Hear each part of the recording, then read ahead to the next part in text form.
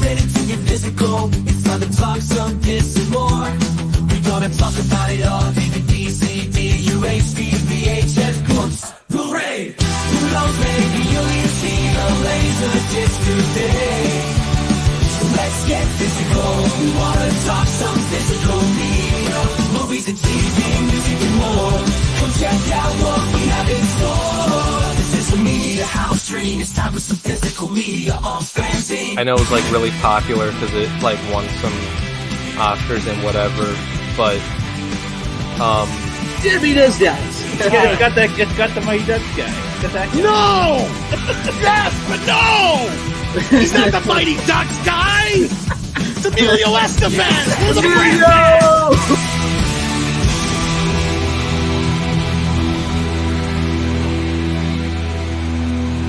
You can never have enough physical media.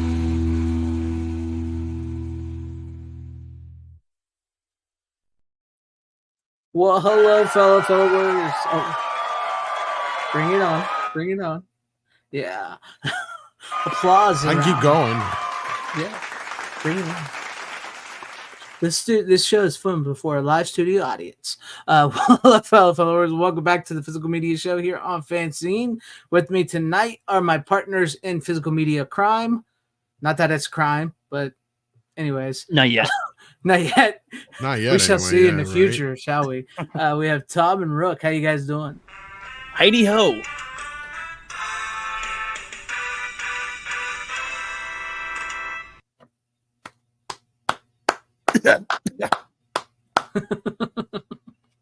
Nice. I like it. So, Rook, how you gonna top that? Oh yeah, I got my sound effects board and everything here. Let's see. I can pull out pizza. I don't know if that'll count. Well, At least it's not on your bed. yeah, for real. It's just slightly more over there now. What happened? What's with the soda? I am getting off of soda.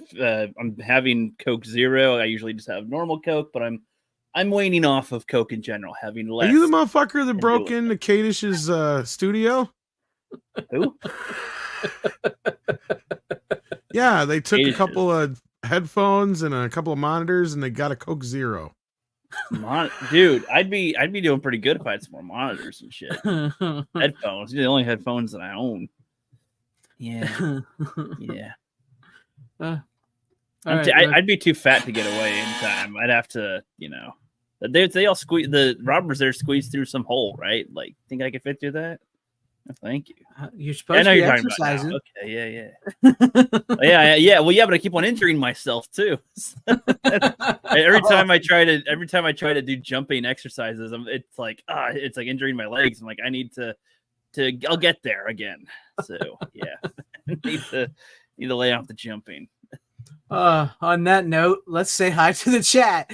So that's my theme music. Boom, boom, boom, boom, boom, boom, boom, boom, boom, boom, boom, boom. With us today. Close. He reminds me. What's that? Is the Looney Tunes with the big baby duck? What is that? Oh, Baby Huey. Baby Huey, yeah. Yeah, that's what he reminds me of. Well, let's get the show on the road. We're done picking on. Yeah, let's go. So no, it's just started. Honestly, we're picking on me. You're not wrong. I mean, I can't lie. Yeah, I'm sure it'll happen again.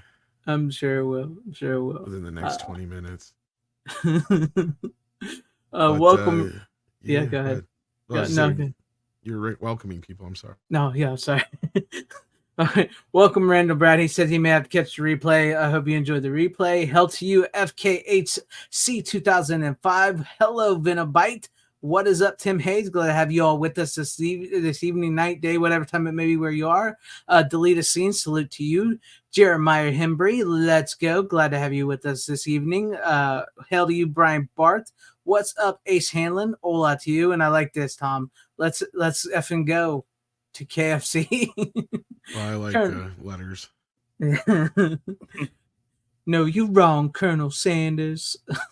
So what's up, Corley and Rogue? Glad to have you with us. And Dragonzilla, what's up? He says, hey guys, who do you think is the bigger moron of the week? Bruce Timm or James Cameron? Oh, that's the elephant in the room. We're gonna jump on that right away. Goes right into it, don't they? Yeah, like I mean Bruce Timm, whatever. But Yeah. James Cameron, the gloves are off now, boys. Yeah, right. Colonel Sanders loathed KFC in the twilight of his life. Well, I think that was mainly just because he got squeezed out of the company. Yeah. pretty much. Which I'm not saying is a good thing, but I can understand his animosity towards it. Yeah. Yeah, I get it. I mean, especially Fuckers when that pushed me out and they still use my face. And my secret recipe. And the secret recipe. What's up, RJ Godzilla 81? Glad to have you with us. What's up, Stephen Luther? Glad to have you with us as well. Hello, Hallowfield, my good friend. Glad to have you in the chat. What's up, Cowabunga dude? Glad to have you with us. And my good friend VHS Mikey. What's up? I'm coming in with the Baby Huey energy. Howdy, gang. What's up? Yes, we could all use a little Baby Huey. Is he from Casper and Friends? Is that where he's from? Okay. Yeah. I don't know why I thought Looney Tunes. Close enough for now. I was thinking of We'll forgive you. the guy out from The Boys. I was like, what? I watched one episode of The The guy Boys, and I whose was like, girlfriend nope. gets squished by A-Train, the speedster. Yeah. That wasn't my cup of tea. I watched one episode and I was out immediately. Yeah, I know what you mean. I feel like it's got a certain taste, and it doesn't. After a while, it gets really stale. Yeah. And what's up, Juan Carlos Gonzalez Jr.? Glad to have you with us as well. Make sure you guys hit the like, share it out. Enjoy the show tonight. What do we have on tap for upcoming releases? All right. We've got The Third Man coming from Lionsgate next year. Then we got Get Out getting a steelbook. We've got Universal releasing Friday Night Lights finally on the 8th of October in 4K, and it also will get a steelbook. If you want to force yourself to watch the Halloween trilogy with Jamie Lee Curtis, it's getting a release in a steelbook trilogy set, which looks like just 4K versions of the film. Let's be honest, just watch the first two and just call it a day. Well, and then that makes me wonder which cut of part 2 you're getting, because isn't that on 2 different discs each cut? I don't remember. Wasn't it the extended just onto a 4K? Wasn't it on 4K? You might be right. Let me look here. I got it within reach. Hang on. I think so. All right. 2 versions of the movie, including. Yeah, I think you're right. It's just on the 4K. Yeah. Well, they got both versions on one 4K. Okay, never mind. All right. So yeah, for those who actually care. Yeah. There you go. And then we got. Let's see here. What else was there? There was a couple of things. The Bond films, at least the Sean Connery films for sure, are rumored to be coming soon. We got a few things from Warner Brothers. I think we covered some of that last week, though, with the Warner Brothers business, right? Yeah, I think we got most of those. Wizard of Oz is getting a very elaborate release as well, although that's been out before, so it's just a re-release. Nothing new outside of swag, as far as I know. And yeah, I think that was most of the new releases, unless I forgot something or missed something. No, I think we covered most of them last week. Yeah, because I guess we could jump to the big elephant in the room if you wanted to. Yeah, go ahead. I mean, I know I made a video about it. I know you talked about it, so. Yeah. So, in a recent interview, James Cameron responded to his criticism, or over the criticism, I should say, of his 4K transfers of Aliens and True Lies. And I don't know why they left out The Abyss here, but that also is one of them. And his response was, when people start reviewing your grain structure, they need to move out of their mom's basement and meet somebody, right?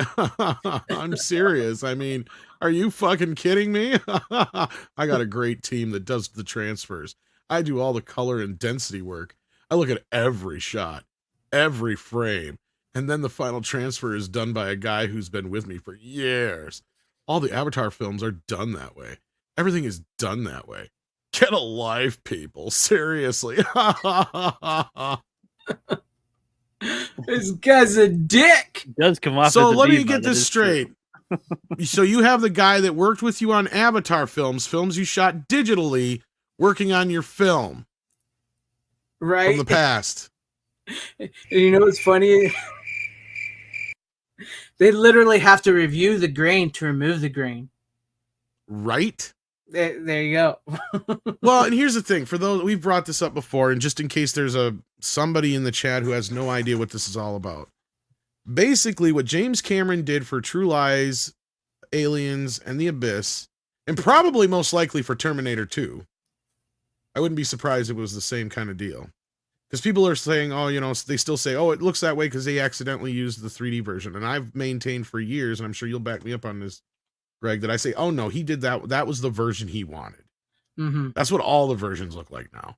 Because he does not like grain. He likes to try and make everything look like it was shot on digital now for some damned reason. So the scans that he used for those films that he released were from anywhere from 10 years or more ago. In fact, I'm not convinced yet that the scan used for True Lies wasn't the same scan they used for the HD VHS back in the day. To be honest with you. You're probably not wrong. So yeah, so what he did was convert them to 4K and use this AI program to remove all the grain.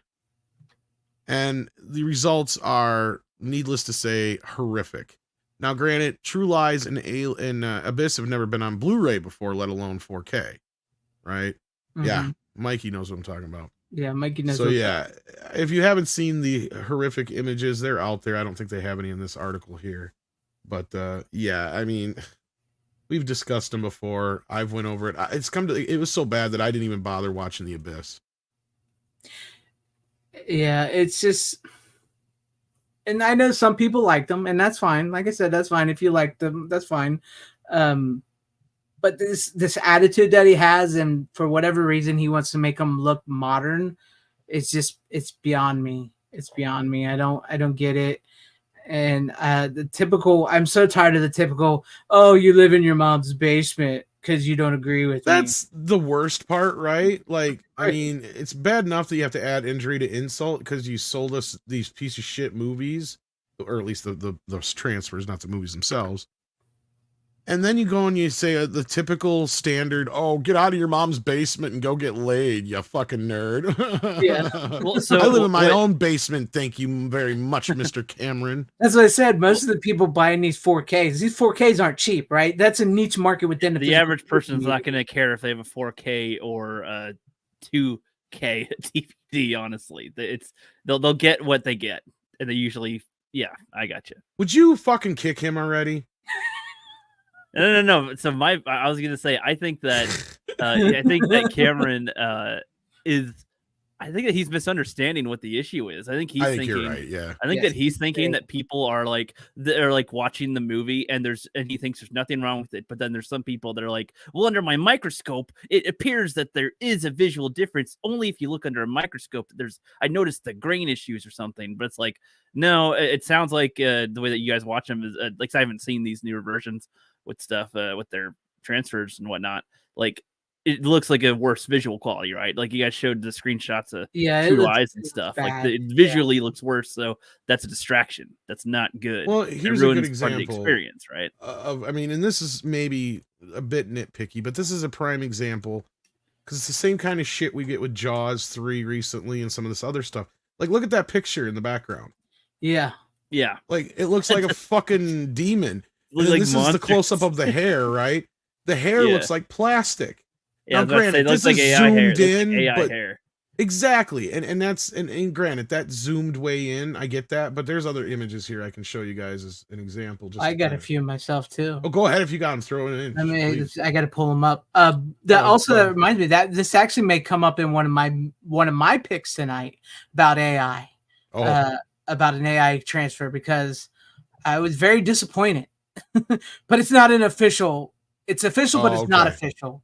So Gotcha. when we get to it, I'll explain it. But I gotta find these pictures if I can find the one, because they make Jamie Lee Curtis look like Andy from Toy Story. Oh, that one, yeah. I got the other one shared here in the background. Okay, I'll pull it up while I'm Since looking you're for doing that, yeah. See, as you can see here, I don't know how well you can see it being that it's shared, but I mean, you got nice grain structure here. You can see, you know, the hair separation there. You can even see, you know, not like his follicles, but you know what I mean. You can actually see what looks like skin. Same thing with Schwarzenegger. You can kind of even start to see some of his 5 o'clock shadow there. Here, not a thing. Smooth as a baby's ass. The wrinkles look weird. Like they look like much duller. Well, yeah, not to mention duller, but like, yeah, just the way that it's manipulated the face, and really look at the hair. Like that looks bad. That looks like some Pixar shit. Looks more stock photo-esque, like low quality. Here's a thing to put up real quick.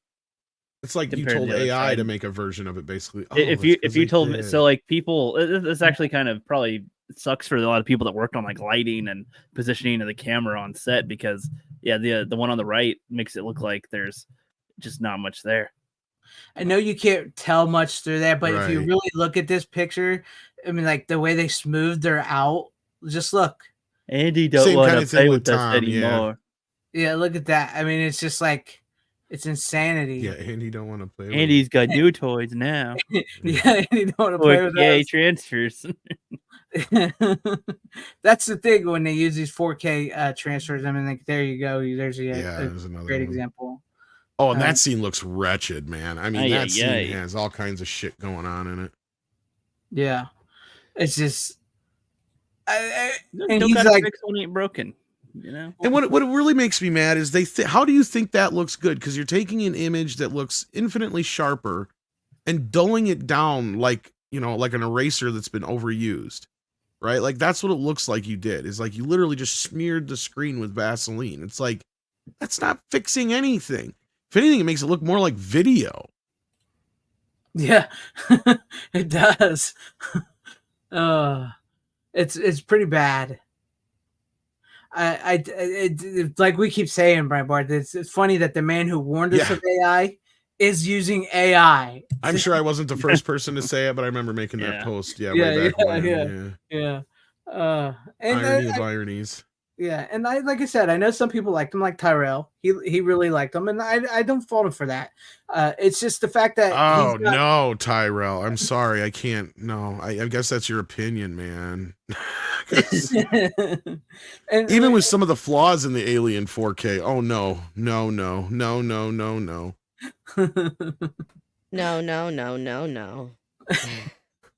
So good. No, but no, I think he's missing the point. Like they said, I think he's really missing the point of that. It wasn't just somebody like, or I think, honestly, I think this all comes from Del Full Crusader. I really think this is where this comes from, because between him, or I think it was either Bill Hunt or one of the HD review guys. Yeah. Honestly, I don't know if it's so much a damned idealistic Full Crusader, although you could be right, because I mean, motherfucker did, and a good buddy of mine already, but he did like a 2-hour fucking breakdown on this shit. He did, and that's when go ahead. No, I was just gonna say pedantic is really the word to use for him, and I don't mean it in any negative way. We need nerds like him, and I told him that when I talked to him on the special we did a while back here. Yeah. And his video is actually what sparked what's his name. I can't stand his videos anymore. Films at Home. It sparked him to do a video about it. About, hey, I unsubscribed from his ass. Yeah, but no, and like I said, I mean, I just think he's missing the point completely about what people are actually complaining about. The ones that didn't. I mean, you know. Overwhelmingly, most people looked at them as like, these look like crap. We waited this long for this. And I'll simplify this. Like, I mean, look, if you like the way they look, that's fine. Nobody's going to take that away from you, right? You have that version you want. But why are we not?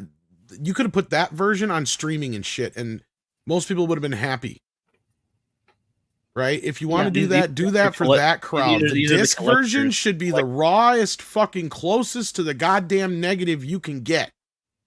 Right? For some reason, the only fuckers who seem to get that message is Vinegar Syndrome and Arrow and Sony. They're the only consistent ones out there.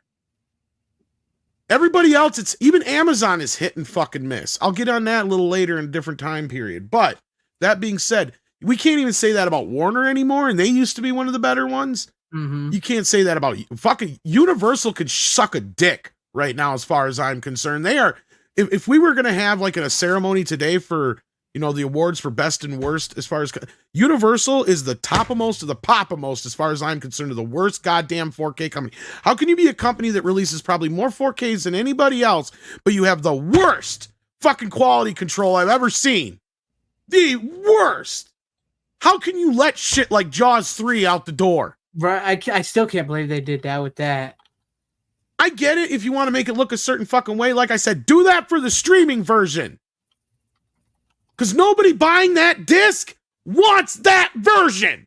Yeah, it's true. Not even our buddy in the chat. And I'm not yelling at you, pal. It's nothing personal, right? Like, I mean, you do you like it that way. That's fine. I know people who are content with their 720p fucking TV still. That was more my point before. Rook. Like, yes, and I get it. Rook is one of those kind of people. Okay, he's fine with that.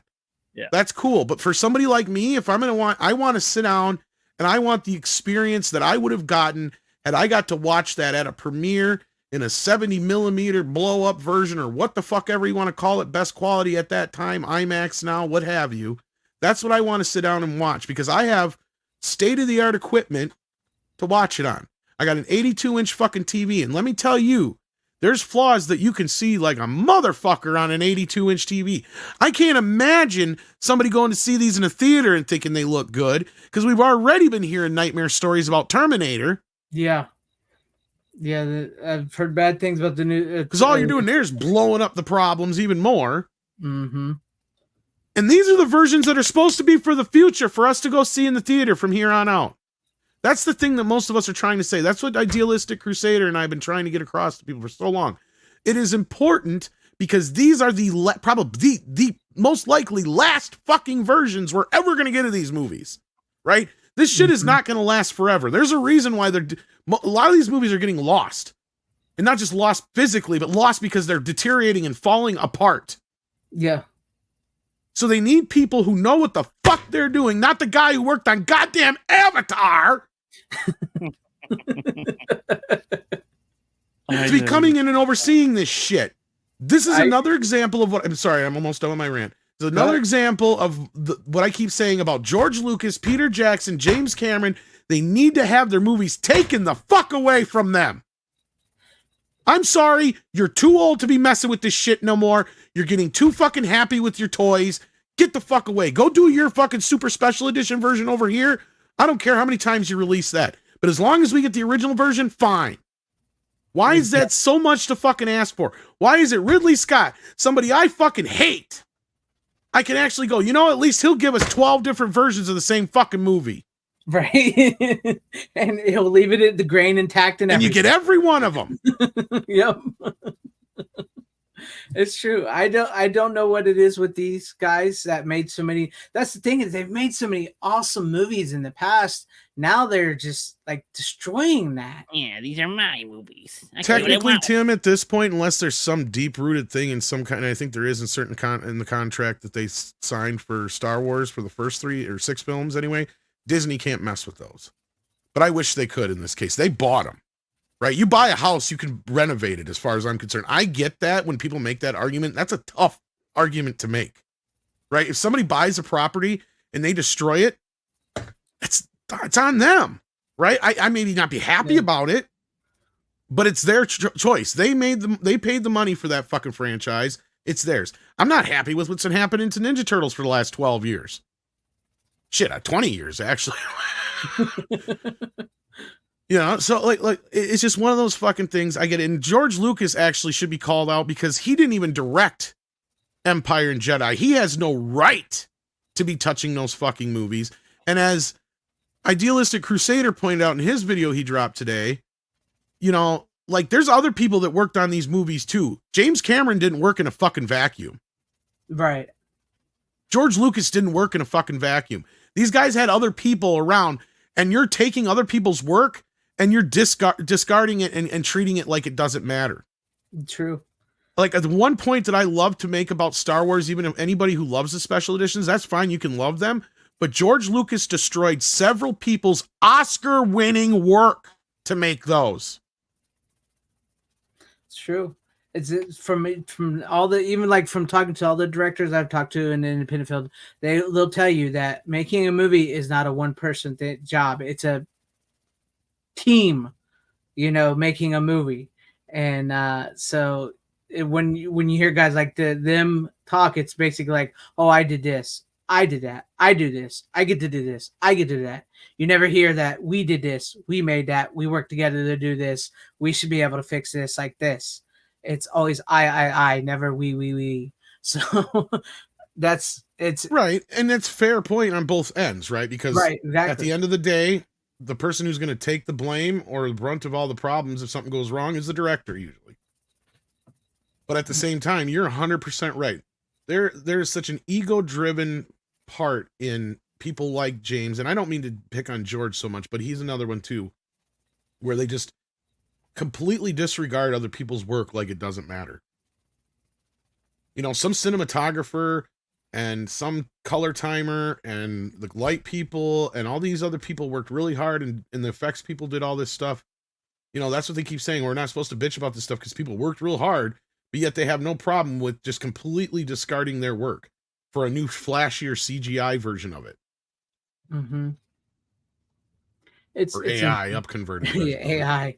Which anyway, we went on way too long. I'm sorry, you had something else to say. No, I was gonna say, I could probably go. Let's see, you said you had 3, right? Technically, I guess, but we're gonna get into actually I kind of got 4, but whatever. 2 of them. I kind of got 4 too. So, but I figure I'm gonna put these together and I'm gonna do this real quick. I'm gonna go first because on the topic of AI, this first pick sort of has a AI thing to it. So, okay, I got to put my picture. So first, I watched Doomed, the story of Roger Corman's Fantastic Four, the documentary about it, right? And then I also watched the Fantastic Four, director commentary edition, which contains where it says 2 transfers of the film, direct from the 3/4 first gen master, which is basically a VHS. It looks fine. It looks like a high quality VHS. I believe that's the open matte version. Yeah. Yes, the open matte version. Then it has an AI enhanced 720p upscale with DNR. It looks like shit. Yeah, I don't like that version of it. Yeah, I watch the VHS version actually. Me too. Yeah, that version looks like shit. Some of those like AI trailers you see and stuff. That's what it looks like sometimes. Like I was watching Sue Storm come down the steps, and I felt like I was watching one of those videos on YouTube where somebody just typed in an AI prompt. I'm like, oh god, that looked awful. So I just watched the open matte VHS version. It was great. But no, I wanted to watch these with all the news of Fantastic Four and everything. If you've not seen Doomed, I highly recommend the documentary. It's a great documentary. Chris Gore is in the movie documentary. It was fun because he was the on-set journalist. He was actually there during the filming, and for Film Threat, he recorded everything.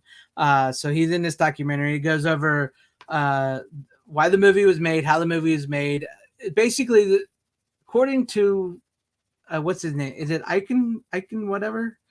This movie was never supposed to be seen. Stanley has said this movie was never supposed to be seen.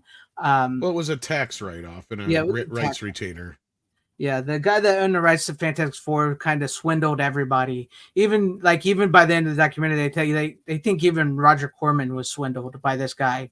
Even making money back, he made $1 million at least. But they think he was even swindled because he actually intended to release the film. Yeah, he was still going on the assumption, he was releasing it.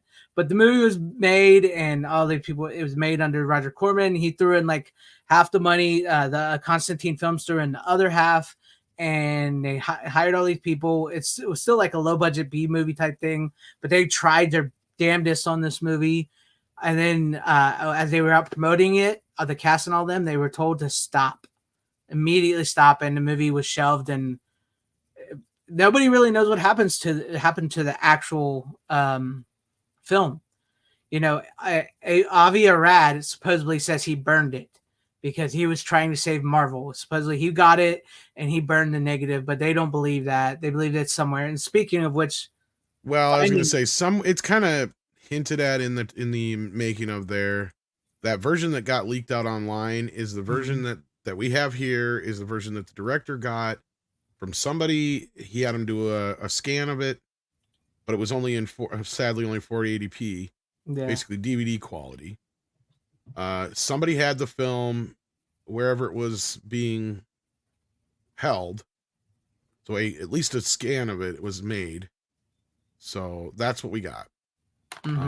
That's the version that's out there, and I'm pretty sure that comes from the negative. I mean, it's a pretty good scan. If you go look at the old original 480p version of it that's on YouTube, you can tell it's a pretty good scan.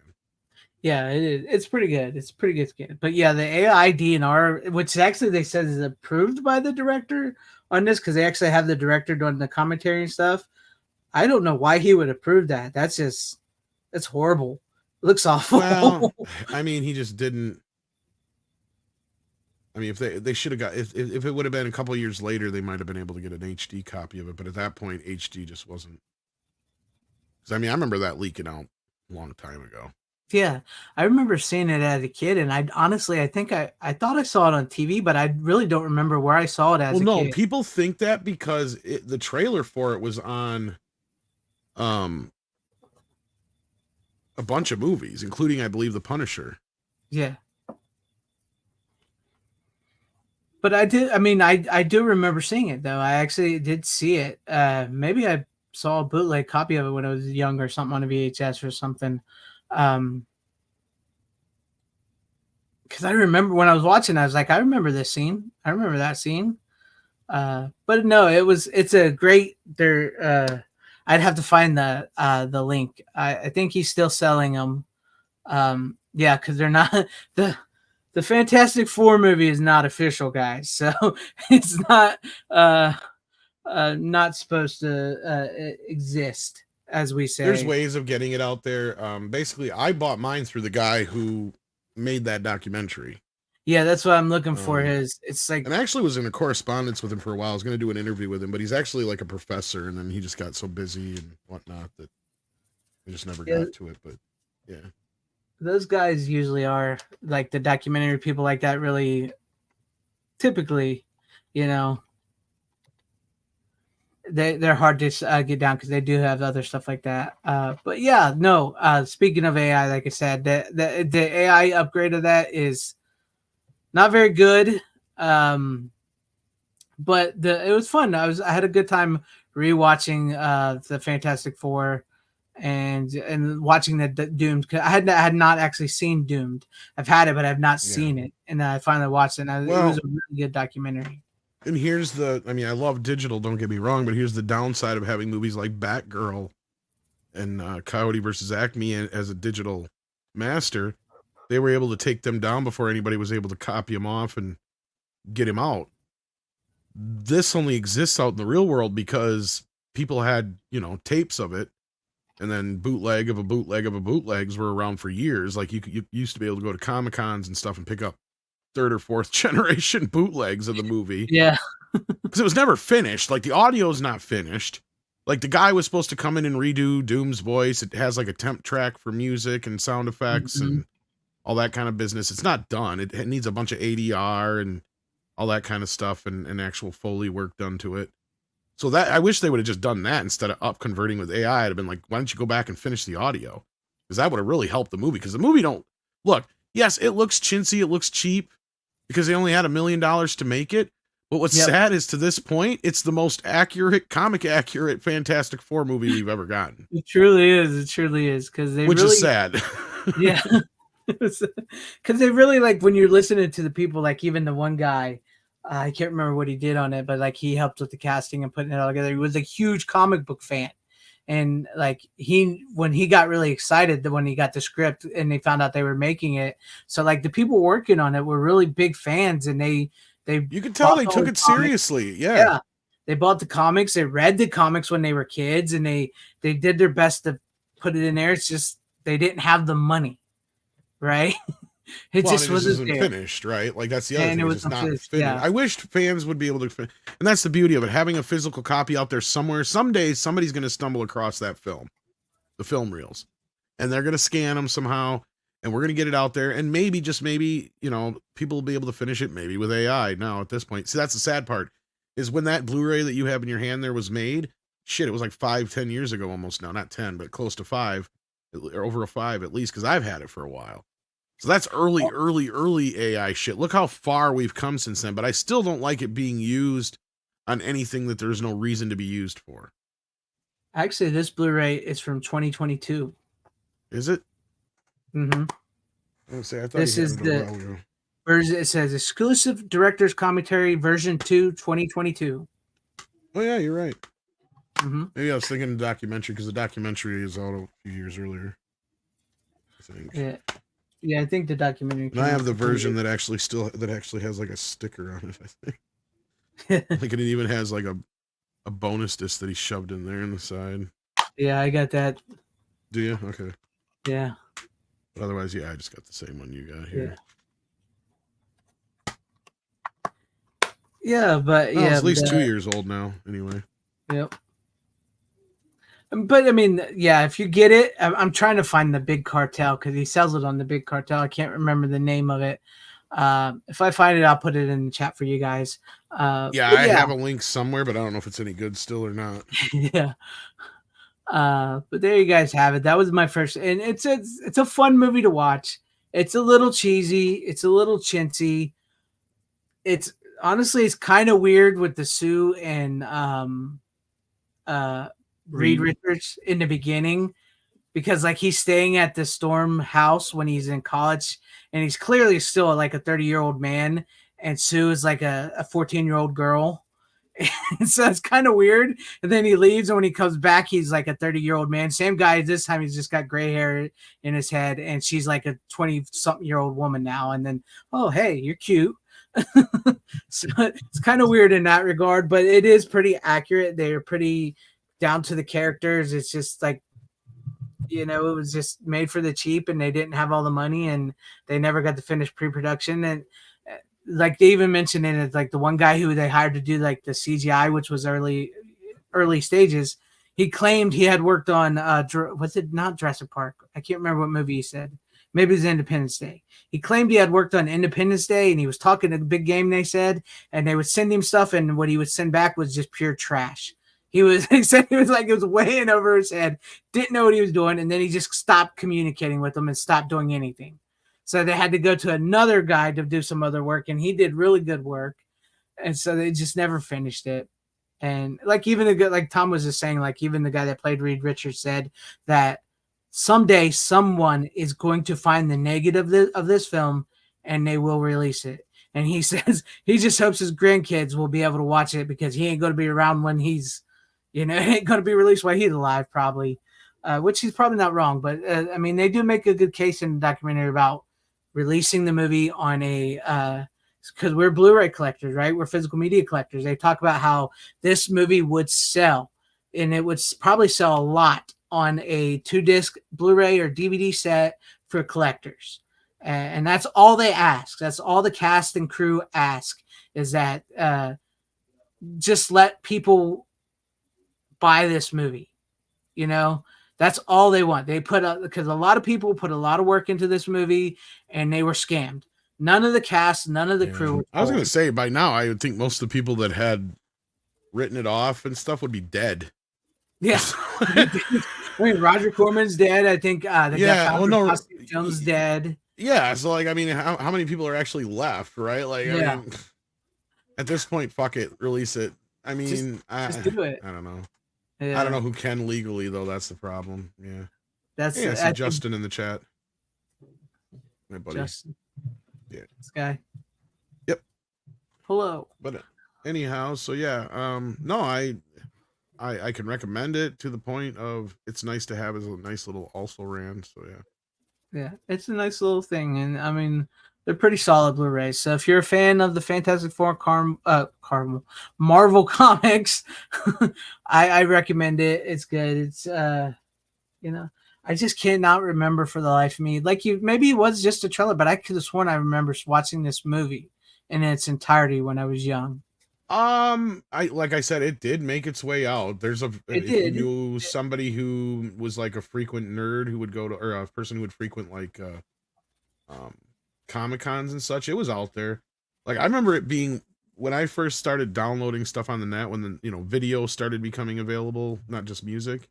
It was one of the early things that got passed around.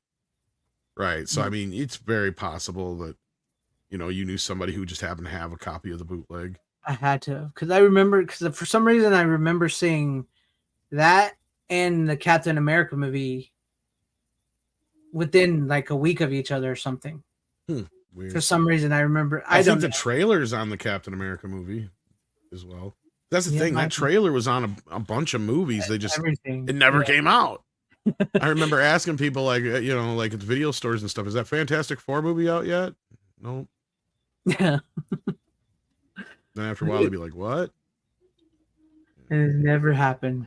Like, and I know old. Yeah, memory old. And I know RJ Godzilla, I know that's because I've read the comics. I know it's just the way it's presented in the movie comes off a little weird. But it is what it is. It is what it is. But I understand. It's a different time, kids. And Sue is smoking hot in this movie, by the way, when she's an adult. She's hot. Not Jessica Alba, but she's got that 90s hot vibe to her. But yeah, there you guys have. I went first. I figured since we was on the topic of AI and everything, I'd bring that up. And yeah, if you get it, the AI version of that looks like shit, but the open matte VHS quality type version looks great. So, I don't really know why. For some reason they can't crack it, and I'm not so sure even this new one they're making. They did. It's called The Incredibles. Yeah, pretty much. You just got to do the right tone, and Fantastic Four is a tough one in the tone. It almost has a Leave It to Beaver kind of quality to it. Mm-hmm. Like it's tough to kind of nail that and make it cool. Yep. But, I suppose I could go next. I got an AI. Yep, that's your turn. AI up converted, but I got an up converted film that we're not going to talk too much about anyway because you brought it on last week. Okay. I broke out my Van Wilder. And yeah, no, honestly, even though it's an up convert, since it was shot on film, scanned, edited that way, it's a much higher bit rate quality version of the Blu-ray, basically. I wouldn't say it's leaps and bounds above the Blu-ray, but it looks a bit better from what I remember looking at it the other day. The only thing I guess I would say is it's kind of weird they don't give you the theatrical cut. Yeah, they just not that I would probably really watch it, but I don't know. Yeah, it's just weird. Even on the Blu-ray, it's just unrated cut too. So yeah. I mean, I'm trying to think if I've ever seen the rated cut. To be honest, I think there's only like a minute or two difference, really. Yeah, I think so. I think I looked it up because I had the old DVD, and I swear the DVD had both cuts, or I had like a 2-disc set that had both cuts. I could have swore, but I still have the. Or maybe not. I don't remember now. I still have the rated DVD version. Oh, so if they did two different versions, then maybe I did only have the unrated one. I remember the unrated, which I wish I would have bought because of the chick with the tits. Because when you hit the menu... Actually, yeah, I was going to say outside of the menu now, you got at least the only way you can get the theatrical cut, I think. Is the DVD, yeah. Yeah. Yeah. But no, like the old DVD menu of the unrated one is like when you hit play, the girl takes off her top and you see her tits before the movie starts. Yeah, Sex Drive had something similar to that too. Yeah. Yeah. And the rated version, they censor it. Yep. You don't get to see them. Yeah, so you're right. I guess they did probably have two different versions. So maybe I never have seen the theatrical cut of this. To be honest with you. No. It's not like I went to see it in theaters, but it's been actually a good 10, 15 years or better since I've seen it. Me too. That's why I watched it. Holds up pretty good. It does. It's a fun movie. Yeah. It's the last decent National Lampoon's movie anyway. And it's honestly, it's like it pays a tribute to a lot of them because it even has like so many of the people from those type of movies. Yeah, the Tim Matheson bit really is a nice nod, and just the whole idea of it being a college movie, and Booger's in it too. But even though was he ever in a National Lampoon's movie? I don't think so, but it was kind of like I felt that was like sort of a nod to Revenge of the Nerds. Oh, I'm sure, yeah. So because you can tell Ryan Reynolds was, and whoever else was responsible for making this movie was a huge fan of those kind of movies growing up. Yeah, and it has that tone to it. Have you seen it, Rook? Which one? The Van Wilder. Van Wilder, yeah. I think so. I just say there's a couple of movies with them, right? A couple of Van Wilder movies. There's only one with Ryan Reynolds. Yeah. Okay, I know I've seen. There was the some Rise that of Taj, and then there was the Van Wilder freshman year. So I think I Yeah. remember the Rise of Taj the most, but I know I've seen the one with Ryan Reynolds, but I don't remember enough of it. It's one of those ones I got to rewatch. What's again. funny is I don't think I've seen Rise of Taj, but I think I've seen the other one. The freshman year. Yeah. I've seen like parts of the Rise of Taj, and I'm like, nah, I'm good.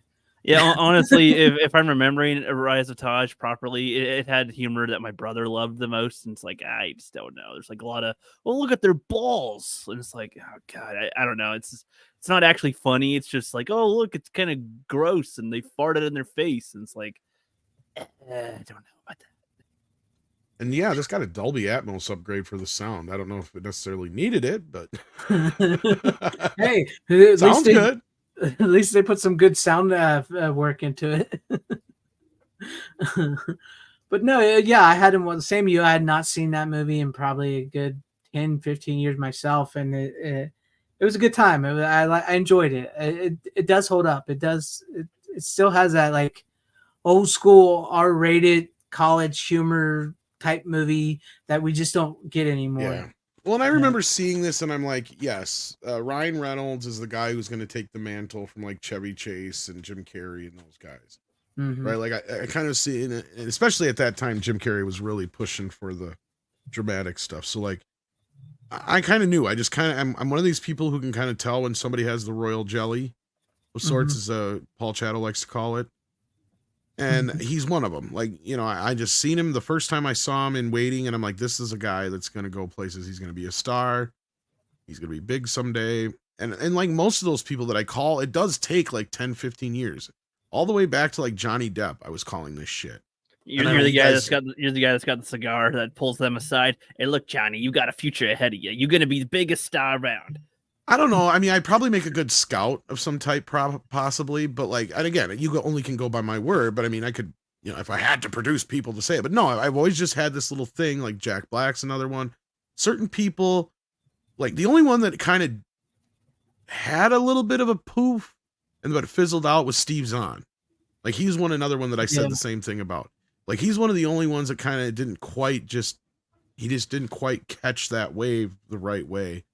Which is funny because him and Jack Black were in that movie together, right? So like, it was weird because his career went one way and then Jack Black's went another. But Saving Silverman is or whatever it's called, right? With Jason Biggs and yeah. That's actually a funny movie. But so Ryan was just one of those guys since Waiting. I'm like, he's got it. And I know he's been acting since he's a little kid up in Canada too. So it's not like I'm sure many people before me. But for some reason, I just got this thing I can usually call with probably 80 to 90% accuracy somebody who's going to be a big star someday. To be honest with you. Well, and Jenna Ortega is one of the only ones recently I've said that about. So go figure. Yeah. You can go far, kid. Far. To be honest, the first thing I ever saw him in was Two Guys, a Girl, and a Pizza Place. Because I actually used to watch that show. I vaguely remember him from there. Wasn't there another show he was on? Because wasn't he on like one of the Nickelodeon shows as a kid too? They imported some of that shit from Canada. Like you can't do that on television. I think he was with. Maybe I'm wrong, but and I know Alanis Morissette was on. I was gonna say because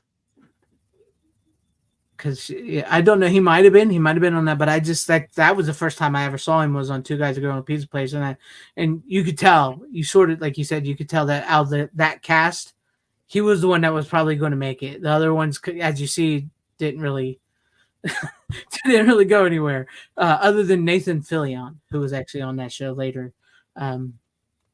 But no, it's Van Wilder is a great movie. It's a great movie. It was fun. They just don't really make them like that anymore. Yes, I did call Michael Bay as well, Dragonzilla. I've told that story before. Now, I'm not proud of all of them. Look at my fallen recent son, Jack Black, for instance. At the height of heights, it's like, motherfucker, there he goes. You made it. Will Smith was another one I called. My buddy said that too when we were younger. I'm like, he's going to be a big star. Will Smith is. The Fresh Prince? I'm like, yep. No, he's just he's not gonna go anywhere. Year later, Independence Day comes out, then Men in Black, and he did. He actually goes, "You're right." Now, You're now right. imagine if Jack Black and Will Smith traded places, and you had Jack Black as the Independence Day and Fresh Prince of Bel-Air, and Will Smith as the Rock guy. That would That would have been interesting. That would have been silly. That would have been funny. That'd be a good comedy. I feel like you could spoof. Well, Jack Black was almost the Green Lantern, so It's true. It's true. That's His version was true. gonna be fucked Very- up. yeah, it's very true. That would have been pretty funny, I'm sure. Martin was somebody I was a little young when he was already on his trajectory, but yeah, he probably would have been so. Chris Rock was somebody early on. I said he's gonna be big because I used to watch a lot of Eddie Murphy, Martin Lawrence stuff, so I would always see Chris Rock popping up and stuff. Yeah. See, now I'm just seeing you as like a kid with like a sucker, and then you're like, that kid's gonna be big. That guy's gonna Kind be of big. true. He's I got a didn't like big career. suckers. It would probably be He'll a have a fake big- cigarette, but He'll yeah. have a big career, babe. Dollface, give that to Actually, a I call. started He's smoking gonna when I be was in the 12, next so- picture. He'll be in the next picture. It's kind of like the thing with people who really watch movies and TVs and shows like that. You can typically see like somebody. You can. There's sort a of curse tell to it, though. once You you know watch. what the curse is? The payoff is? You know what that is? No, what's that? I have this never-ending curse of if I get into a show, it gets canceled early. Oh yeah, been there. Yep. The only one recently that they haven't done that to has been Cobra Kai. I was scared shitless, you guys, for the longest time that show was going to get canceled. You have no idea. Well, This has been years. Sarah Connor Chronicle happened to me. V had happened to me. I don't know how, a dozen other times. Yeah. That's funny. you were close though. I mean, like after the first 2 seasons on YouTube Red, it kind of just It what was almost gonna did. happen? I was Right, scared. yeah. The only exceptions to that would be Simpsons and South Park, man. It was less like those were the only two that I just got lucky on, I guess. Because otherwise, when I was a kid, I used to watch just about everything on TV and video when it would come out. Of course, it was a lot easier to consume most of the stuff. Now, I wouldn't watch everything. You know, I generally would have to pick and choose, and I'd be able to tape something sometimes at another time. Yeah. But, you know, then everything would slow down, and then you could actually catch up. Yep. Like, you know, network only had like 3-4 hours of stuff at a night. So like, yeah, you could kind of catch Yeah. up on most things you wanted. Like certain shows I never watched that were big, like Friends, for instance, was one I Yeah, never got into. No. Good. I did watch Firefly, and it kind of sucked. And that's one I for- didn't, but I'm glad I didn't, because that's why I usually wait till a show's been on for like 3-4 seasons before I get into it. Enterprise was one that happened to me on. Mm, I waited and waited and waited because I got Star Trek out. right. Like, I was like, okay, we've got some more Star Trek than I can shake a fucking stick up. I can't keep up with it anymore. So I passed out on Star Trek for a while outside of the movies. And finally, somebody convinced me to start watching Enterprise. I finally did, and sure as shit, I get to the second season and they cancel the son of a bitch as I'm getting through it. Oh yeah. Yeah. Because they were on the fourth season just getting started when I started watching, or whatever, the third season or whatever it was. And yeah, sure as shit. Didn't even Did get you ever all the way watch through Dark it. Angel with the young Jessica Alba and Jensen Ackles? No, but I know what you're talking about. Yeah. And Yeah, they got 2 seasons in, and then they got canceled. But they were only supposed to have 3 seasons, which is like they weren't going to go on and on. They had a plan. They had a trilogy of seasons. 21 planned. Jump Street was always a show when I was a kid too that always never seemed to catch a break. But a lot of Yeah. times that was because Johnny Depp would turn around and fucking leave or get preempted by baseball. Because that was when Fox started getting into baseball, was a little later in the years. Because, you know, back when 21 Jump Street first came out, it was one of the only things they fucking had. Mhm. You know, besides like Married with Children and stuff like that. That was like one of their big hits. For some Yeah, reason, it's and like you the- just Depp, and I was like, what? And then he left, what was it, season 4, I think it was, or 5. And like Richard that's- Gecko. And got Richard Grieco or Gecko or Geico or Yeah, whatever. whatever. He started. Since we were talking about 21 Jump Street last week, yeah. So like, yeah, that show was just another one that it's like, you motherfuckers, would you just leave it alone? Like, I swear we were watching season 5 and they were already done with the show, but they still had I think it's either season 5 or 6 is when they finally just said to fuck with it and Yeah. ended it at like 13 episodes. It was only half a season. And I think did they get Johnny Depp back for the last episode now? I can't even fucking remember. No, I don't remember. I think he does come back for like a quick cameo bit in the last episode, and that was it. But otherwise, like, yeah, he was gone. He's like, I'm done with this shit. As soon as his contract was up, Yeah, with him. he never wanted to be there. And 'Cause yes, I think he only had like a 3 or 4 season contract. Yeah, yeah. They also did that with Alien Nation, the TV show Alien Nation. which was good. It only ran for one Yes, season. that one also got treated like shit. Yeah. Luckily, they did 5 movies afterwards, but good luck trying to find those fucking 5 movies now if you didn't buy the Blu-ray DVDs when they first came out. Wasn't part of the problem that like aren't they owned by a different company than the show or The something Fox. like that? Or I think Fox Fox owns all of Disney them now. owns them. Okay. Well, yeah, Disney ain't gonna release those. Yeah, and Because Robert himself told us Disney has only remastered one Fox movie since they've owned Fox, and he won't say what it is. But I can almost imagine which one it probably was, and we already knew what it was. Probably Alien. They didn't do it, or Aliens. I mean, yeah, aliens. Yes, I don't and know if you call that. No, I take that back. He said they actually have scanned something, so I don't know what it would have been if it hasn't been released yet. It might have been Speed, but I think that one was already in production before they bought Fox. Speed looks good though. Yeah, well, Fox was one of the earlier jumped on 4K, but the sad part is about a lot of their 4Ks early on is some of them are right from interpositives and just up converts and stuff. That's the problem. Some of them aren't so bad. Like we were talking about last week, the X-Men ones, I was actually really impressed by those considering how early they were. The first 2 were really good. They looked really great. I was impressed too. But anyway, yeah, and yes, this TV show Werewolf desperately needs a new release. I wish they would release that. That was a 1-season show on Fox too. But all right, let's move on. Let's see. How do we want to do this? Because Rook's only got 2, and the 2 he's got is going to go along with the one we have. So I'm okay with spoilers, by the way. I'm okay with spoilers. I say, should we just do our other 2 picks and then get into that business? Yeah, I'll go, and then we'll go for it. All right, so this movie, I believe, is an underrated action comedy, and it's fucking awesome. The Hard Way with Michael J. Fox and James Wood. Oh, I love that fucking movie. Ass. J. Fox in an action film? It's an action great. comedy. Oh man, this movie, very underrated film. Didn't John Badham direct that? Yep, John Badham. John Badham. Ugh, I can't talk tonight. Yes, John Badham directed it. From me to you. From me to you. Man, that it's got a fucking great cast too. Got Stephen Lang as the bad guy. Yes, it's got LL Cool J. I think that was LL Cool J's film debut, if I'm not mistaken. Yep, he was actually only supposed to have a cameo in this movie, but once they got him on the set, they liked him and they kept giving him more scenes in the movie. So that's how he came about. Yeah, but it's got LL Cool J, Stephen Lang, who the studio doesn't want me to grow up. You don't want me to grow up. I'm the only one who wants me to grow up. And then Penny Marshall opens the door for him. It's so good because I actually kind of want to see The Smoking Gun too. That movie. I wish they had thrown those movies in whatever they shot of them. Like I would have been love those. Okay, so Rook has no idea what we're talking about. Okay, the movie. Yep. The movie is about Michael J. Fox playing a movie actor who's like this Tom Cruise kind of star. I think he's making fun of Tom Cruise, I'll be honest with you. I think it's a little bit of Tom Cruise and a little bit of Michael J. Fox. No, not so much Michael J. Fox, more Tom Cruise. Because I think it's that whole like inferiority complex. They play up the idea that he's a small guy, and Mike never had a problem with that. Tom always did, right? Like, yeah.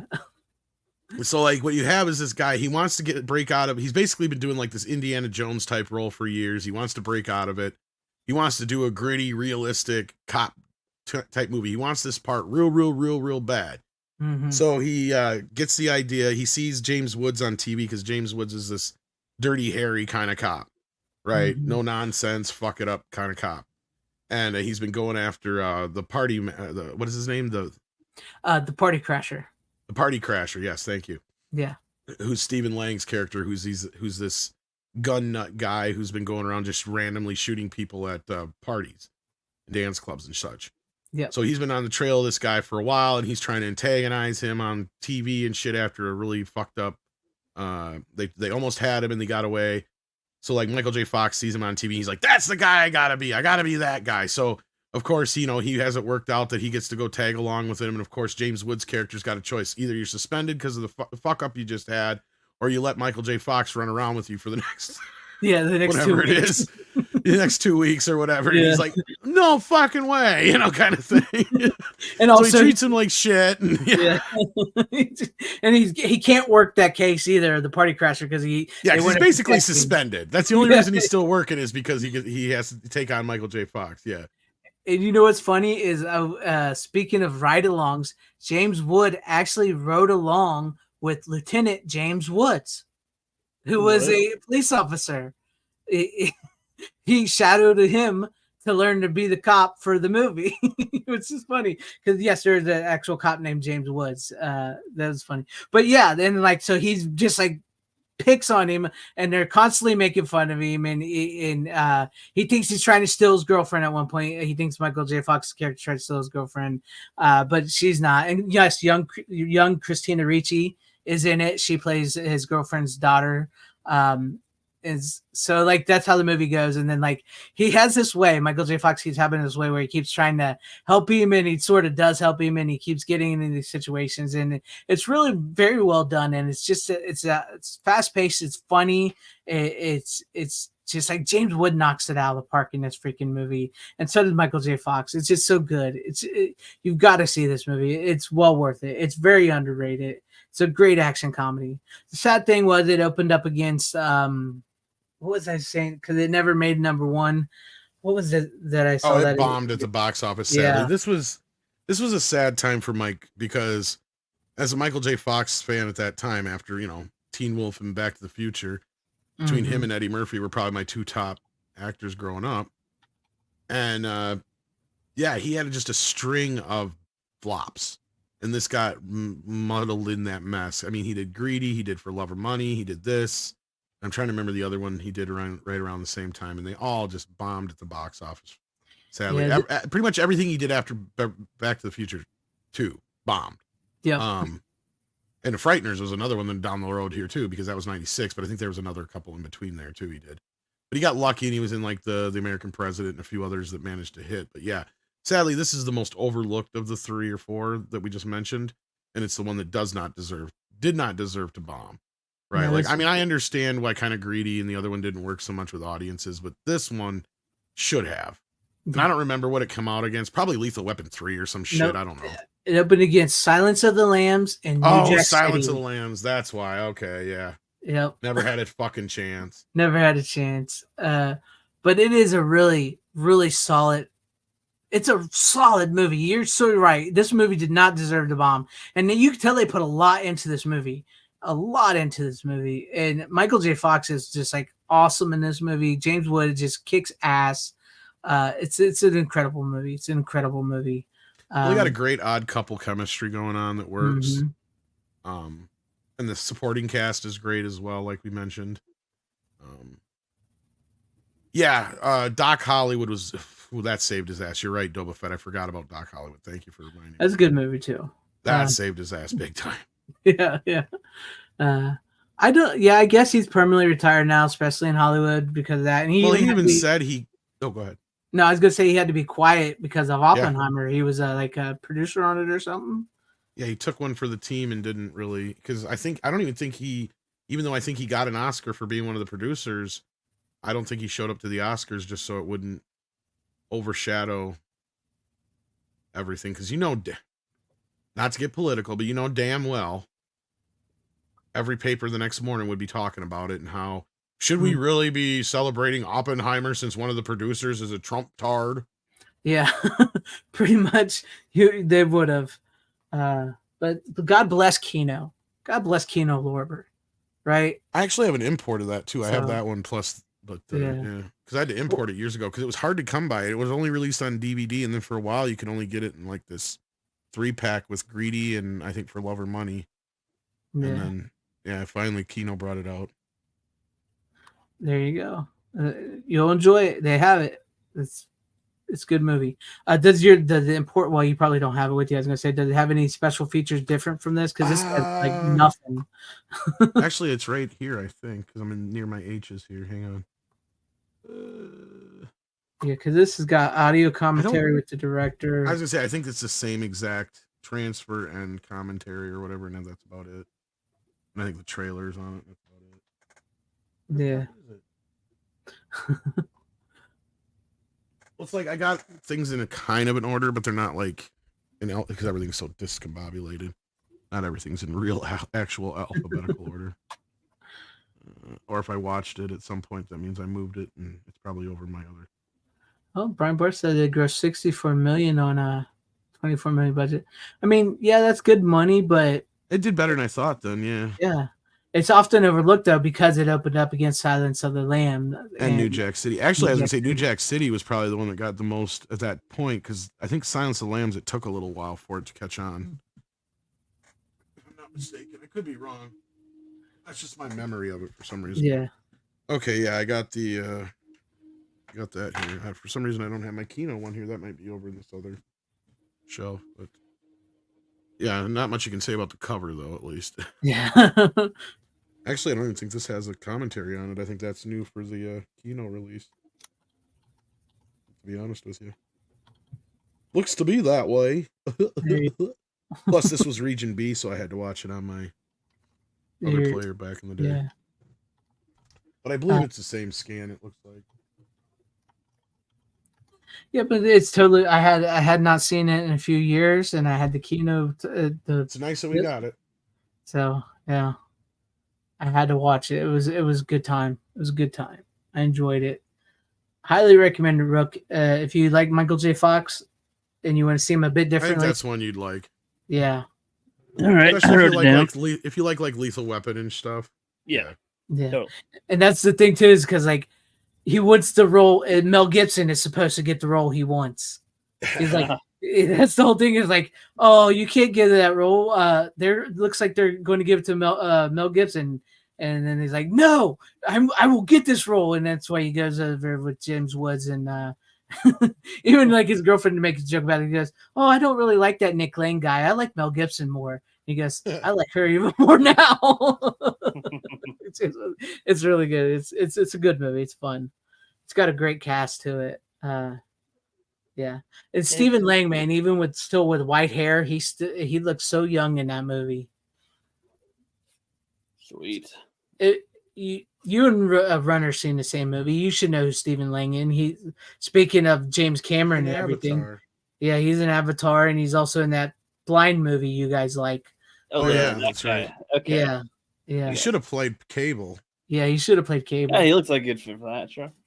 Yeah, he played a great bad guy in this because he thinks he's doing good work, and he's just a fucking nutcase. Yeah, that seems to be his flaw in each thing. I'm doing pretty good. I'm gonna kill you. I'm doing pretty good. He I'm does gonna, play that. gonna capture you. I'm doing pretty good. well. That's good. Yep. The most different role you'll see him play is in Tombstone because he plays the coward in Tombstone. That's true. Yeah. So I used to like Nick Lang. I like Mel Gibson now. yeah, Mel Gibson now. That's a great line. Oh, who's the little girl? Isn't it It's not Christina Ricci. I was gonna say Christina Ricci, right? Yeah. Yeah, yeah. She is a super young in this movie. Yes. Yeah. It was. That came out what 90, 91? 90. Like that? Let me look back real quick. Yeah, 91. Yeah, it was before Addams Family. Yeah, I was gonna say because it came out the same years. Well, actually, didn't Silence of the Lambs come out in 1990 or was it 91? No, it says it opened up against. Yeah, you're right. Yeah. Yeah. All right. Yeah. There you go. But that's a good movie. Great movie. Good times. I still need to get that one. I still need to get The Secret of My Success. I need to get that one. I got the import and the Kino one of that. Yeah. So, all right. Well, there's that one. And Tom, you want to get to your last one before we get to the big one that Rook's got? Sure. This is one I got imported, although it's region free. Or I didn't test the Blu-ray, but I ordered it from Zavi because I don't know if they fixed the standard 4K Blu-ray release of it or not as far as the cover goes, but I don't care. I got the better version here. Purple Rain. Purple Rain. Purple Rain. And on the back, of course, you got a dove. You get 2 movies, or the Blu-ray and the 4K. And I believe all the special features are carried over on the 4K. I think in the US, I think it only got a 4K only release. And I have the old Blu-ray here. The only thing is, like, I do like this old Blu-ray, how it looks. It's got the purple Blu-ray with a purple case. Yeah, all the That's Prince pretty cool, movies, actually. all 3 of the Prince movies got a purple case, actually. This is starring Michael Jackson. Yes. Mom, I'm Nice. gonna have to boot him.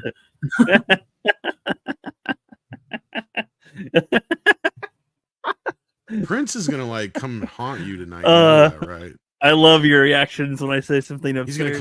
He's gonna be coming out of your closet and shit, be like, I heard you said I'm Michael Jackson. Prince is coming for me. I would die for you with Michael. He's gonna start saying, "This is what it's like when doves cry." Is that what his doves cry? This is what it's like when rookie's gonna cry. Punch, punch, See, what's funny is that I know it's not Michael Jackson, but what's funnier is that I actually don't know anything about Prince. Oh, really? Wow. I know of Prince. Okay, well, that he's got, royalty around very here. You visual. gotta understand. I know he's very visual, I guess. I've seen him, but I don't know. He sings, I guess, but I don't. I live about 100 and some miles away or just over from Minneapolis. So yeah, like where I am from around here, like Prince is a god. You got to understand, like that's where he's from. And you should see this movie, I guess, because it is quasi sort of Andre autobiographical. wanted me to see that, actually. I remember Andre Gower was like, you got to see Purple Rain. Well, yeah. Yeah. I mean, it's basically an elongated music video. Don't get me wrong. And it's got some of the cheesiest, worst acting and most melodramatic scenes and lines you'll ever see. In fact, I'm surprised it never got a parody back in the day. Right. Like Walk Hard, you know what I mean? Like, Isn't this where the Jay Silent Bob thing comes from when he's singing outside of the store? Yes. Isn't that group in that? Yeah, that's what I thought. I think that's like the most the basic plot is really loose. It's more or less just one long music video after music video after music video, kind of. Not exactly. Mm-hmm. But it's loosely based on Prince, just on the cusp of getting famous. It's about him playing at First Avenue, which is this huge fucking real venue in Minneapolis. It's got him and the Time and stuff like that in it. It's about their little rivalry. And he meets this girl. Of course, that, fucks with him, and it's about his family life a little bit. And all these scenes are thrown in there, and they're so melodramatic. So very like Prince. Overproduced. Yes, it's one of the most Prince things you'll ever fucking see and hear.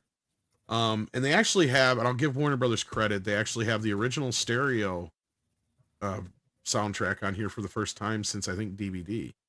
Because the old Blu-ray only has the 5.1 remix on it. And there's differences. Now, I will say, I don't know if it's always been that way or if the bass is just mixed way high in this version. I had to turn my subwoofer down by like 4 or 5 notches. Like, it was setting everything off in my house because of the bass was so fucking heavy in both tracks. Gotta have that bass. Oh, it was bassy as fuck. Now the transfer is, I would give it like an 80 out of 100. There's some scenes that look really kind of softened and they used a lot of DNR on. Some scenes don't look so bad. It does seem like there has been some grain scrubbed, but not like to the point where you got haloing or anything like that. Sadly, the worst looking scenes are the concert scenes. Now, and this is also a problem with that Queen movie I brought on a few weeks back, right? Yeah. So yeah, those scenes definitely have the most manipulation as far as grain removal, and they look the softest. But of course, all the outdoor scenes and most of the other scenes look actually pretty good for the most part. Yeah. I wonder if it's something to do with the cameras or the stock they use when they film the concert. I think it's the lack of light and the amount of light. That's what I was like thinking. in certain focus light and smoke. See, like that's the other thing. And smoke plays havoc with DNR, and that's really when you can see it really come through. You know what I mean? Yeah, you can see the smearing and everything. See, because then I kind of checked against some scenes on the old Blu-ray here, and there's actually some more grain depth in certain scenes, but like the resolution isn't there. Like they clearly got this. This is the scan from the old DVD or something like that, because it's an older Blu-ray. I mean, shit, this was released 2007, and the old DVD came out when Prince was still alive. Yeah. Right, because they keep talking about him in the first person, like he's still there and whatnot. But yeah, no, I mean, like you get pretty good. I mean, I wish being the 40th anniversary, they could have done a little bit more, maybe like a nice retrospective documentary Would have been really cool. I'm sure there's tons of stuff that Prince has in the vaults you could have dug out or something. Or Warner Brothers might even had a few things, but you get the commentary with like I think the director, the producer, and the cinematographer. You get like 3 or 4 little featurettes. You get the MTV premiere party, which was like a half-hour long little premiere thing. You get 8 music videos. And then as far as like the movie itself, just interesting things about it. I mean, they didn't know what the hell it was going to be exactly at first. It was going to be called Dreams. The script sucked ass and was rewritten on the fly by Prince himself. Vanity was supposed to be in it, but I remember that. Yeah. And they paid $100,000 to First Avenue for 25 days of shooting, and they ended up finishing in a week. Happens. Yeah, and then let's see here. There was a couple other interesting things that I thought were kind of cool about it. He gave them like 100 and some songs to go through. Yeah. For the movie, so like they had a whole bunch of songs to go through. And the funny thing is some of the bigger hits off the movie, like Purple Rain, wasn't even one of the 100 songs he gave him. That was a song that the director and whatever producer heard him play live at First Avenue, and they're like, that's got to be in the movie. And then the other song that one of Prince's agents or managers thought was a bad idea to use was When Doves Cry, believe it or not, because it doesn't have a bass line. Really? Yeah. That's like one of those songs I sing all the time of his that I know of. Yeah. Yeah. So that's crazy. Let's see here. What else was there? Oh yeah, Warner Brothers lost confidence in the movie at the last minute and only opened it on 900 screens. But it ended up making $68.4 million in the box office. So yeah, I mean, it's one of the probably, I mean, it's an oddball of a film. It is really kind of I mean, I would never try to critique it as a standard film. Because as a standard film, it would fail on so many fucking levels. Like the plot is paper thin. Yeah, it's good. The acting is so melodramatic and out there, and Prince clearly can't fucking act. I mean, yeah, he can't. If you want to know, because Brian Bart keeps asking about why his movie career never took off. Because Prince can't fucking act. He can't act. He was a musician. All right, he was a guitar playing, singing musician. He doesn't have the presence of a leading man. He has the presence of a singer performer, right? Like that's what he's got. And that comes through in spades in the film. I mean, that's where the movie shines, right? Is his concert performances, because I mean, some of these were caught live. Some of them are pre-recorded performances, but still. I mean, it's just it's one of those time capsules. It's nice to have, especially for somebody who's a legend like that, and still manages to grow new fans to this day, as young kids kind of still discover him. But yeah, you shouldn't watch the sequel. I didn't even know there was a sequel, to be honest with you. Graffiti Bridge, yeah. Graffiti Bridge? Is that what? Yeah. That's what they're. I have never seen that one. I didn't even know that one existed. And that's not as bad as his other one though. The Under the Cherry Red Moon one. That one's horrible. Yeah, there's just something enigmatic about Prince. So what can you say? Oh yeah, he's one of those guys you cannot keep your eyes off him, and he does. I mean, even for people who aren't really like fans of his music, there's usually at least 1 or 2 songs. They're like, oh well, yeah. I mean, I like 1999, of course, or yeah. Well, yeah, of course, everybody likes When Doves Cry, Yeah, shit or the like Batman soundtrack. Or the Batman soundtrack, or like I say, everybody has 1 or 2 songs that they're just like, oh yeah, well of course 7, I mean that's a great song. Yeah. I don't think you can compare. I mean, I guess you could, but it's just like I always hate that. He's incomparable. I mean, he's kind of like one of those. I mean, yes, I mean, yeah, Rook jokes about the Michael Jackson thing, but that's the thing, is they had such a rivalry. That's the thing. Michael Jackson had a rivalry with Prince, but Prince had a rivalry with Michael Jackson, Madonna, and a lot of these other people, because he was just that fucking good. And yeah. He was one of those guys. The greatest quote ever was when Eric Clapton, because they did this big like jam session at one of the music award things or ceremonies, and so Eric got to play with Prince one night, and I'm sure they played before or met each other before in other places and stuff too, and I'm sure he'd seen him play before. But they asked Eric Clapton, they're like, "Who do you think the best, or how do you feel about being the best lead guitar player of all time?" He's like, "I don't know, ask Prince." Yeah. So that's Eric Clapton saying Right. that. And he's, and Rook's probably like, "Who the fuck is Eric Clapton?" Yeah. He's generally regarded as one of the greatest lead guitar players of all time. He is, yeah.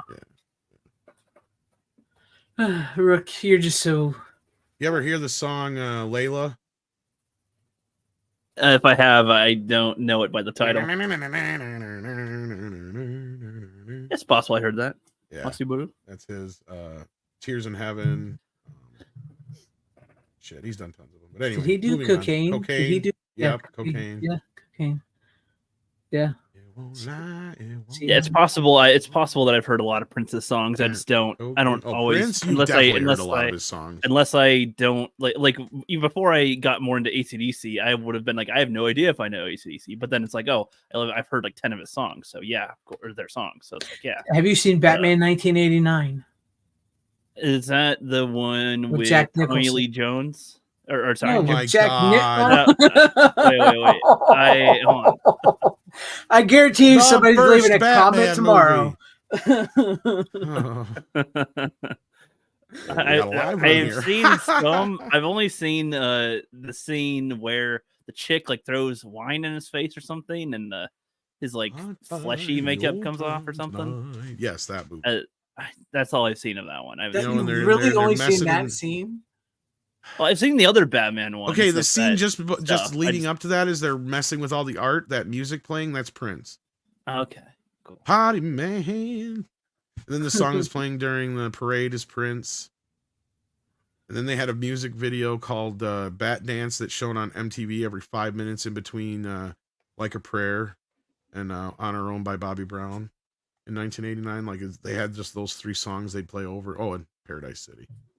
Yeah, take me down to the paradise. Yeah, you couldn't get away from that song on MTV. Jesus Christ. Hey, for the chat, I am actually wanting to broaden and widen my music listening as well. We're picking on him. Well, no, I'm actually cool if people want to leave suggestions here and there for bands or songs to try to see if I've heard. You kind of got to get into Michael Jackson, cool then get into Prince. Cool. You got to kind of. I know. I grew up with Michael Jackson. Okay, so my dad probably get into Prince. Prince is you kind of graduate from Michael to Prince. I got and you'll understand why when you hear songs like Little Nicky. Okay. Yeah.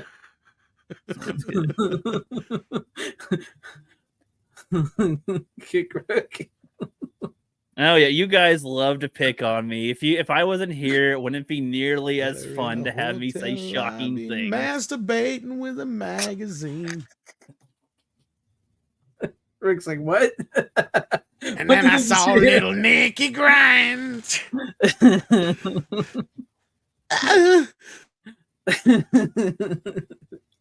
Good Prince. Wow. I can remember ABC, easy as 1, 2, 3. Dun dun dun. Yeah, there you go. That's old Michael Jackson for you. Thank you. I'm not a woman. I'm not a man. I am something that you cannot comprehend. That's a fucking banger. I don't give a fuck. I would die for you. Darling, if you want me to, you. Oh man, that's the banger right there. And then Doves Cry. Holy shit. Talk about a song. Right? There's a song. Go listen to when we're done here tonight. You go listen to When Doves Cry. And dig, if you will, a picture of you and I embraced in a kiss. The smell of the body covers me. Can you, my darling? Can you picture this? You had to have heard When Doves Cry before. I'm gonna look it up right now. Seriously. It reminds me of the I know it's too. Can you just leave me standing alone in a world that's so cold? Well, it's so cold. Cry. Sorry, Greg. No, I was gonna say I know these like bands are completely two different things, but it reminds me what you're doing reminds me of that scene from the movie Role Models with Sean Yes. William Scott, where he's talking about Kiss. He's like, his tongue is his dick. He's talking about Kiss. That's what it's reminding me of, you telling Rook about This is what it sounds got a like. good when got a good start. doves cry. Oh fuck Yeah. yes, it's a banger. Doves Cries. Oh shit. Listen to it right now. Yeah, all right. Yeah, and yeah, Little Red Corvette. I could get into Wait this till it later. gets to the Okay. chorus, man. All right. Yeah, Oh, little shit. Little Red Corvette's a good one too. Yeah. All right. Yeah. I've heard the Corvette one that plays on the radio all the time. I If would say you that's, probably if have. Yeah, that's that's Prince, probably I've one of his heard. most played ones. Yeah. There you go. You just discovered Prince, Rook. Indeed. Well, it's like discovering that I've probably heard a lot of his songs, but I had no idea it was Prince. Probably also more than likely. Bryant, to answer your question, as far as like he's got a whole vault. Like when I said earlier, like Prince just handed 100 songs over to like the production team on the movie, and they're like, "Here, pick the best ones." He just had 100 songs laying around. And he would write songs for other people all the time. Of course, people Manic Monday by the Bangles. Yeah, like Sinead, well, he did his own version of Nothing Compares to You. In fact, it was rumored that he hated Sinead O'Connor's version of it, but she's the one who got more famous with it. But yeah, it's like Tim Hayes. I just found out. Yeah, he wrote Manic Monday. Yeah. Yeah. Matter of fact- Oh, go ahead. No, I'm gonna say He's digging Susanna that. Hoff still looks fucking hot for 60 years old.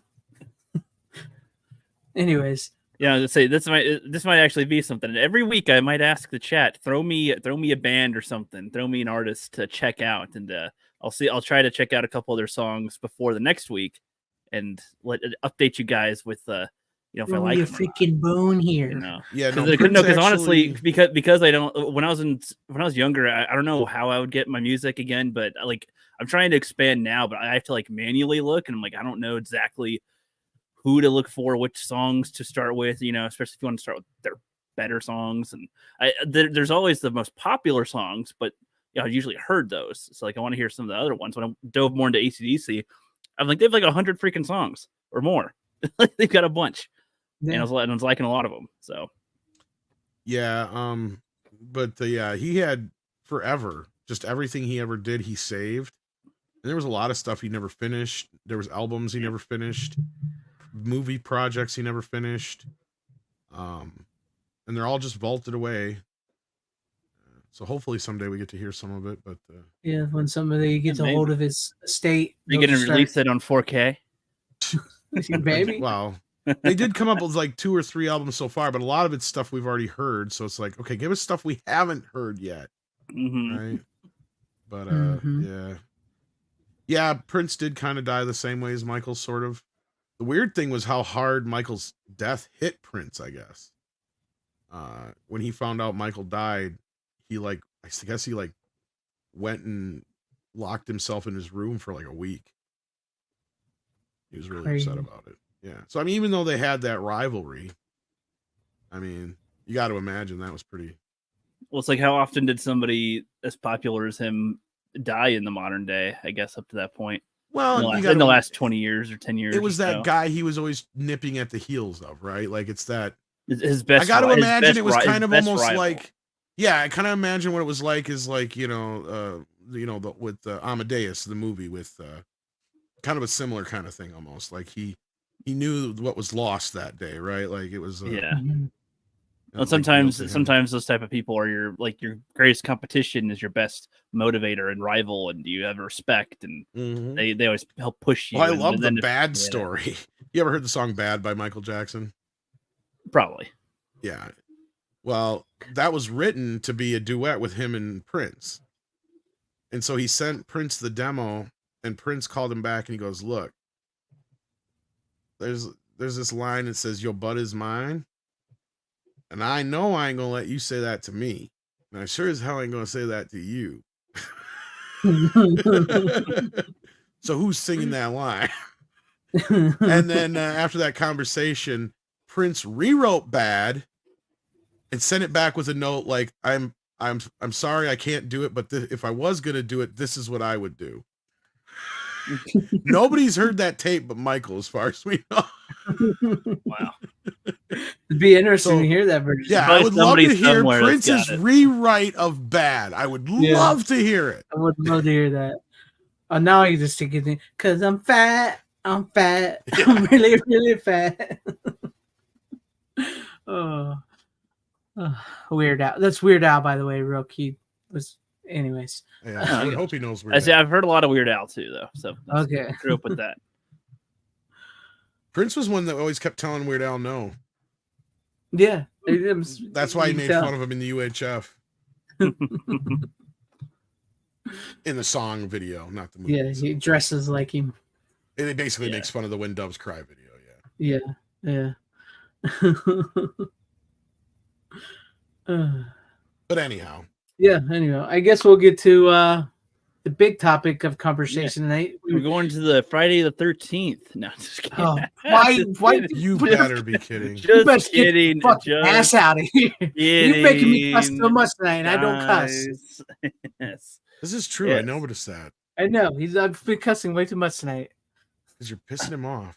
Yeah, no, I don't know. It's just natural. We're off the tongue now. Oh, sweet. Right, bitch. Okay.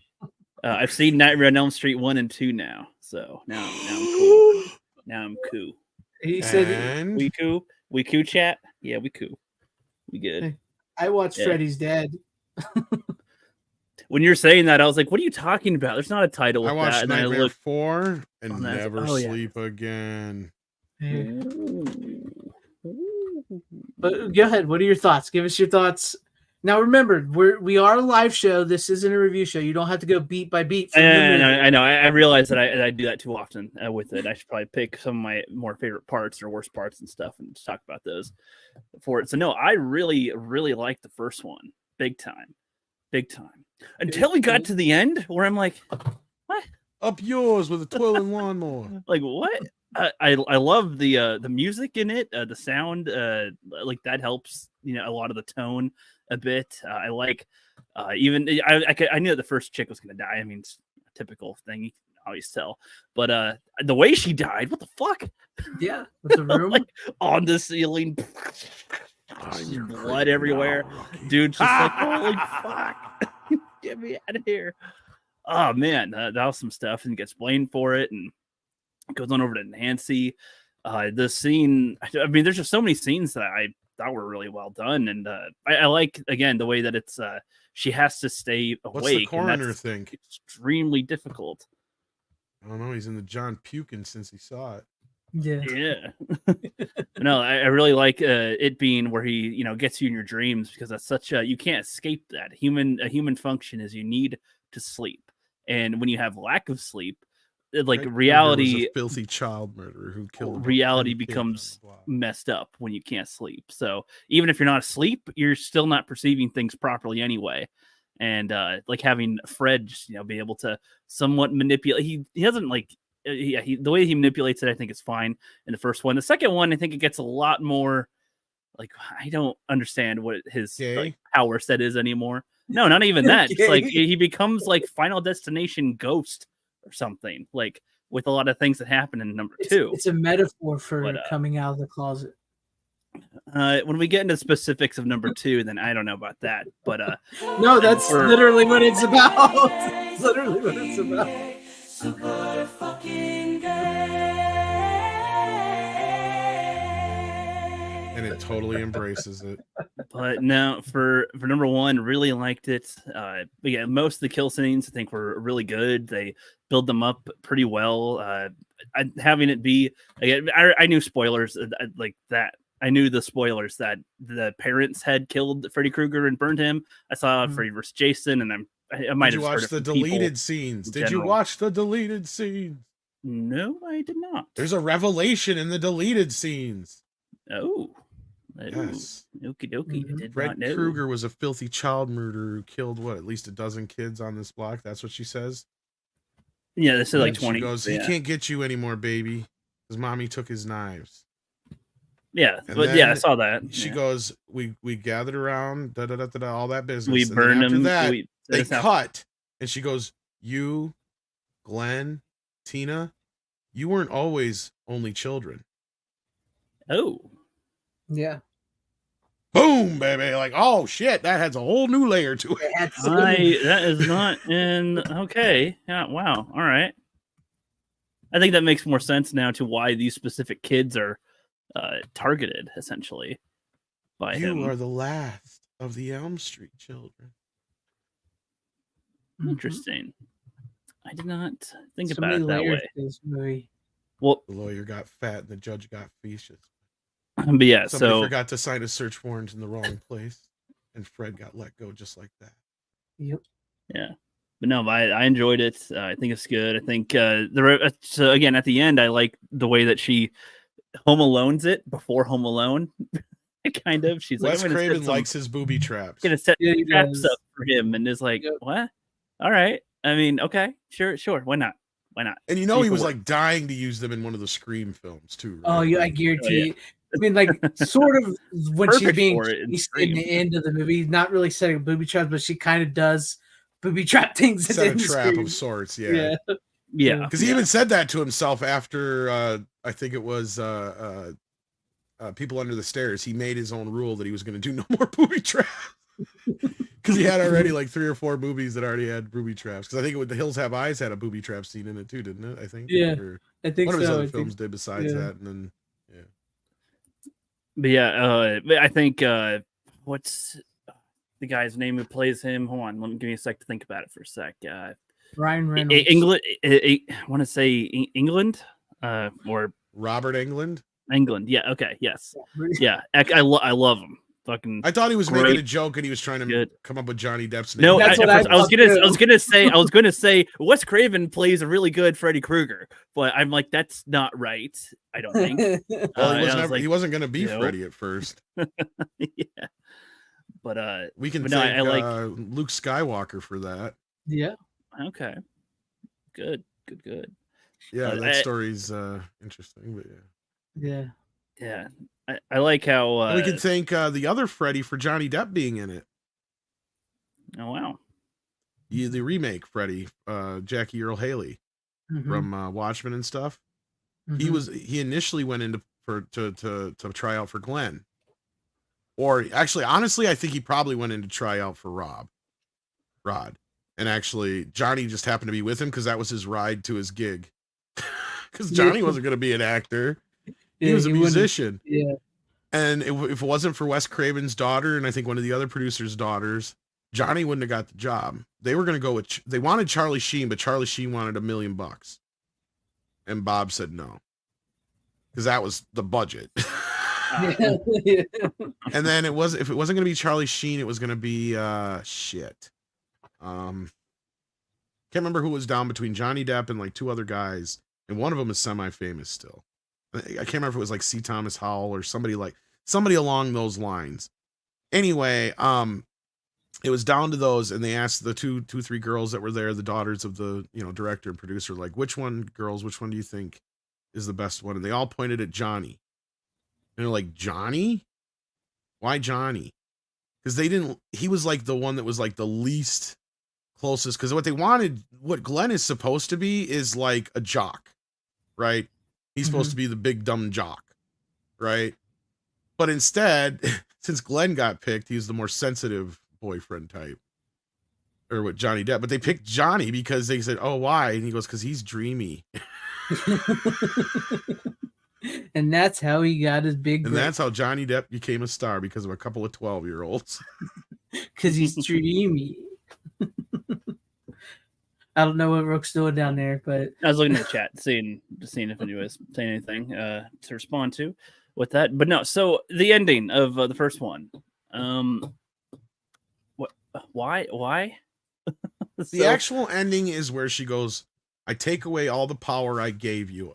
You're nothing, you're shit. Yeah, she turns doesn't fear her him back on anymore. him. She doesn't fear him anymore. That's the original ending. And then it's supposed to go from there to her going outside and going, wow, it's bright. And then her mom said it wouldn't be so bright if it was going to burn off sooner. All that business. She gets in the car and they drive off. That's the end. And you see the girls with the jump rope. That's the original ending. Robert Shea wanted some kind of hook there, which is weird because this is one of the few times where Craven has done this in almost every other one of his movies, But for some reason, this is the one time he didn't want some final jump scare for some reason. And he just didn't get why Bob was insistent on it. And Bob was just like, no, we got to leave him with one more bang. And so what they did is they shot 2 or 3 other endings, and they ended up cobbling the 2 or 3 endings together to get what we got. So what it is telling you is basically that they didn't stop Freddy. Freddy's not dead. You know, he's still there. They didn't change anything. You know. I feel like even if they didn't show, they don't have to show. And that's why him. Wes didn't like it. It's like you could still have him survive without showing that he survived. I mean, I don't know. The fact that he was like a dream, he was already dead. And you was gotta like remember a dream at that thing. time, like the thing with Friday the 13th and Halloween and those movies were always to leave you on one little, you know, you had the Jason jump out of the lake and Friday the 13th. Yes, I get it, but to me, it had, it leaves a sour. It's like the Superman movies, like it's all great, and then it's like, wait, why are you making me go? What the fuck now? Like, what are you doing? What? Which one was it? Was it Wes Craven or someone said that they see it now as like it was the eternal struggle of good versus evil, where you cannot have good without evil, and you can't have evil without good. So it's constantly in battle. That was part of the other script that they were going to do for a while. They never did too. But it just seems like Freddy just wins all the time then, though, and that's it. And it's like it doesn't. Where another character, well. At least so far, I've only seen 1 and 2. Yeah, but just based on the first one, like I said, again, part 3 is really going to help you with the first movie. Okay, yeah, as Bryant's saying there in the chat, I believe the final 3 were Johnny Depp, C. Thomas Howell, and I believe it was either Nicolas Cage or John Cusack, one of those two. It may have been Brad Pitt otherwise, but I don't think John Cryer or Kiefer were close to the end because I don't remember hearing their names. But John Cusack was one of them too. Yeah, I remember that, and Brad Pitt. Sorry. Well, so with the first movie, so I mean, I was trying to think about it and like, okay, am I missing something? Am I supposed to think like, was Nancy supposed to be technically asleep this whole time? Because when they show the jump rope girls, they show them earlier, and then later, like this whole time, it was just essentially Freddy playing out his own. That's one interpretation, is that she was basically in an Inception dream level, and now she's actually at the sub level. Yeah. That like the entire film is a dream. That's that was something I thought about, and it almost gave me the vibe. It almost gave me the vibe. But that Freddy is once you get to part 3, you find out no, it wasn't a dream. But at the end, she's basically in a dream. Right. I mean, of course, the dream parts where she was in a dream were a dream, but she never pulled Freddy out of her dream. Probably all that's still in a dream, basically. Right. Yeah, it's like some recontextualization of the stuff, which so that's what I give the first film a lot more credit on, is the way that it blends whether she's dreaming or not. I feel like they do that better than in like the second one. Like the second one is a whole nother animal, and you'll see that once they get to part 3. Now I'm curious to hear what you think about part 2, and then I'll get an explanation of why that movie wound up the way it did. I think part 2 has a lot of interesting things going on with it. I mean, having it be where you start the movie, we're all familiar with Freddy Krueger, Nightmare on Elm Street, the first one, so there's no real like confusion on what's going on. If anything, we're expecting stuff immediately. We already are expecting stuff. I thought it was a weird move with the bus at the beginning, just getting off track and getting stranded on. That's actually how whatever. But Robert Shea wanted to end the first movie. He wanted them all to get on a bus, and Freddy would be the guy driving the bus. Yeah. I was just like, I mean, okay, all right, so we're starting, all right, and okay, and then one of them wakes up. Okay, interesting start, I guess. I don't know. It was, to me, it just felt like it wasn't like bad. I just was like, okay, whatever. And then okay, so we're on Jesse. He's our main guy we're following. I think it's interesting that it's more that Freddy's trying to like control his body in a way to. I don't get it if like this is supposed to bring him back to life specifically, or if it's like still and just like he's controlling his body and like in his head, kind of. They kind of do a lot of reality bending stuff where it's not sure whether what we're seeing is legitimately what's happening or if it's something else. I mean, he peels off his skin later and bursts out of him at one point, which the effects looked great on those. Those look really creepy and cool. A lot of special effects in this. Yeah, the effects in this are really good, but I love how Rook is completely overlooking the part where he's like, you have a hot chick over there who wants to sleep with you, and instead you're here trying to sleep with me. You know, I saw those scenes, but but because they didn't really do anything specific with that, they didn't start making out and doing whatever. I'm not really commenting on it because I'm like, there's No, but this is how you actually do there, subtext. but- I don't I dislike Nightmare on Elm agree. Street No, 2. I agree. I don't like it as much as the other films, but it is kind of a movie that's on its own, right? Like you have a couple of films that are kind of just stand on their own. This, Freddy's Dead, New Nightmare. Well, New Nightmare, you do have to have seen 1 and 3, but like specifically part 2 is kind of a special kind of special. Well, so at this point, how often? So, because sequels started to become more of a thing after Jaws, right? This seems like an early sequel that is like really, it's like being similar. That's kind of where this comes in different-ish, handy kinda. because this is a really great compendium to all the movies. It's called Never Sleep Again. It's about the making of all the films. So once you get done with it, that's one you should probably seek out. Or actually, you might even be able to see it online somewhere for free. Okay. But basically, part 2 went into pre-production like the week after Nightmare on Elm Street came out.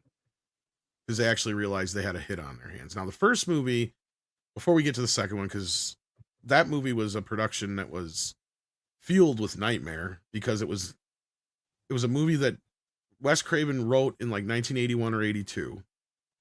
And he thought right after he did Swamp Thing, he's made it. He's going to have no problems getting his next movie made.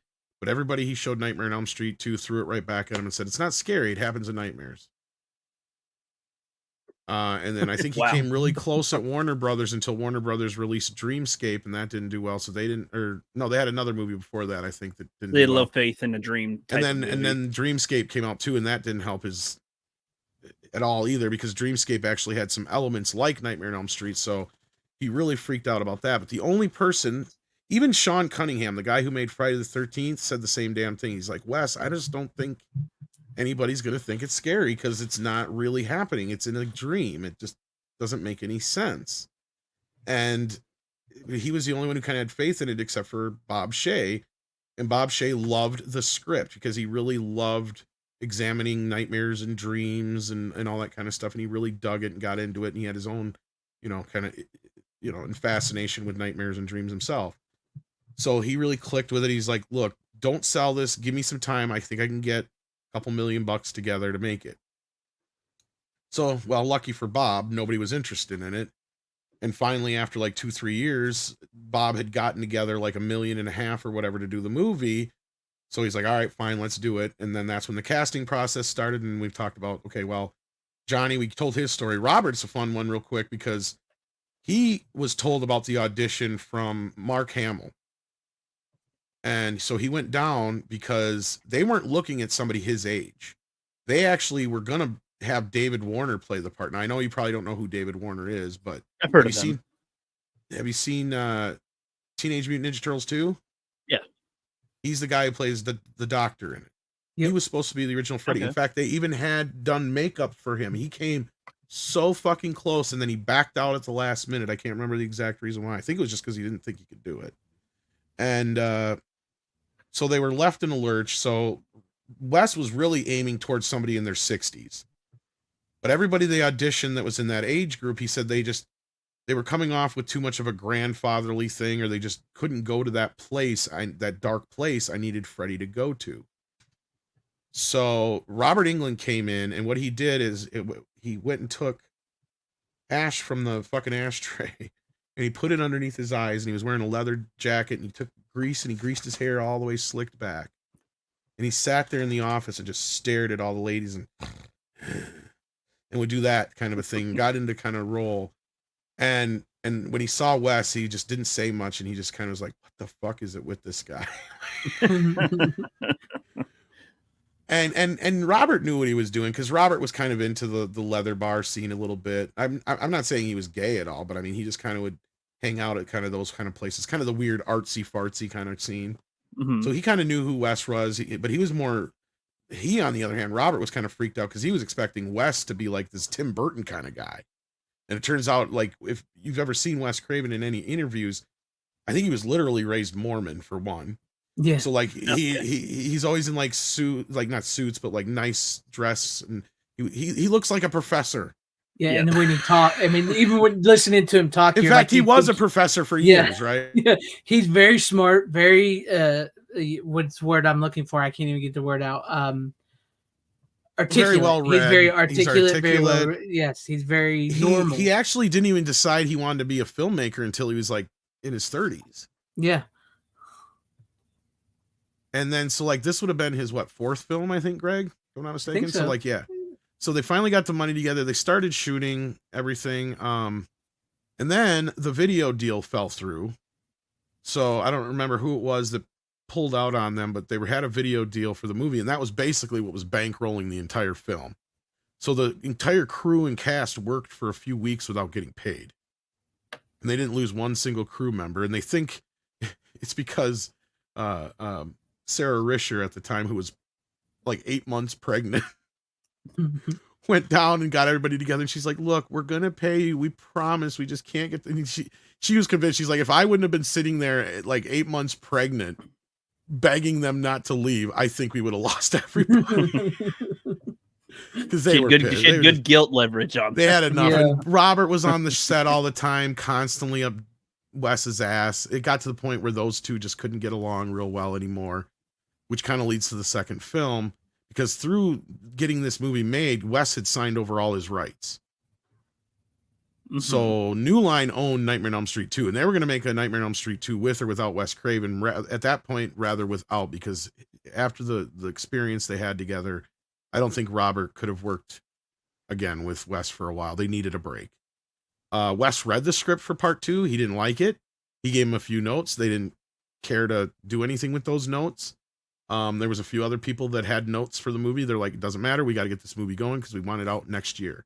The second film premiered literally like a year to the day that the first film did.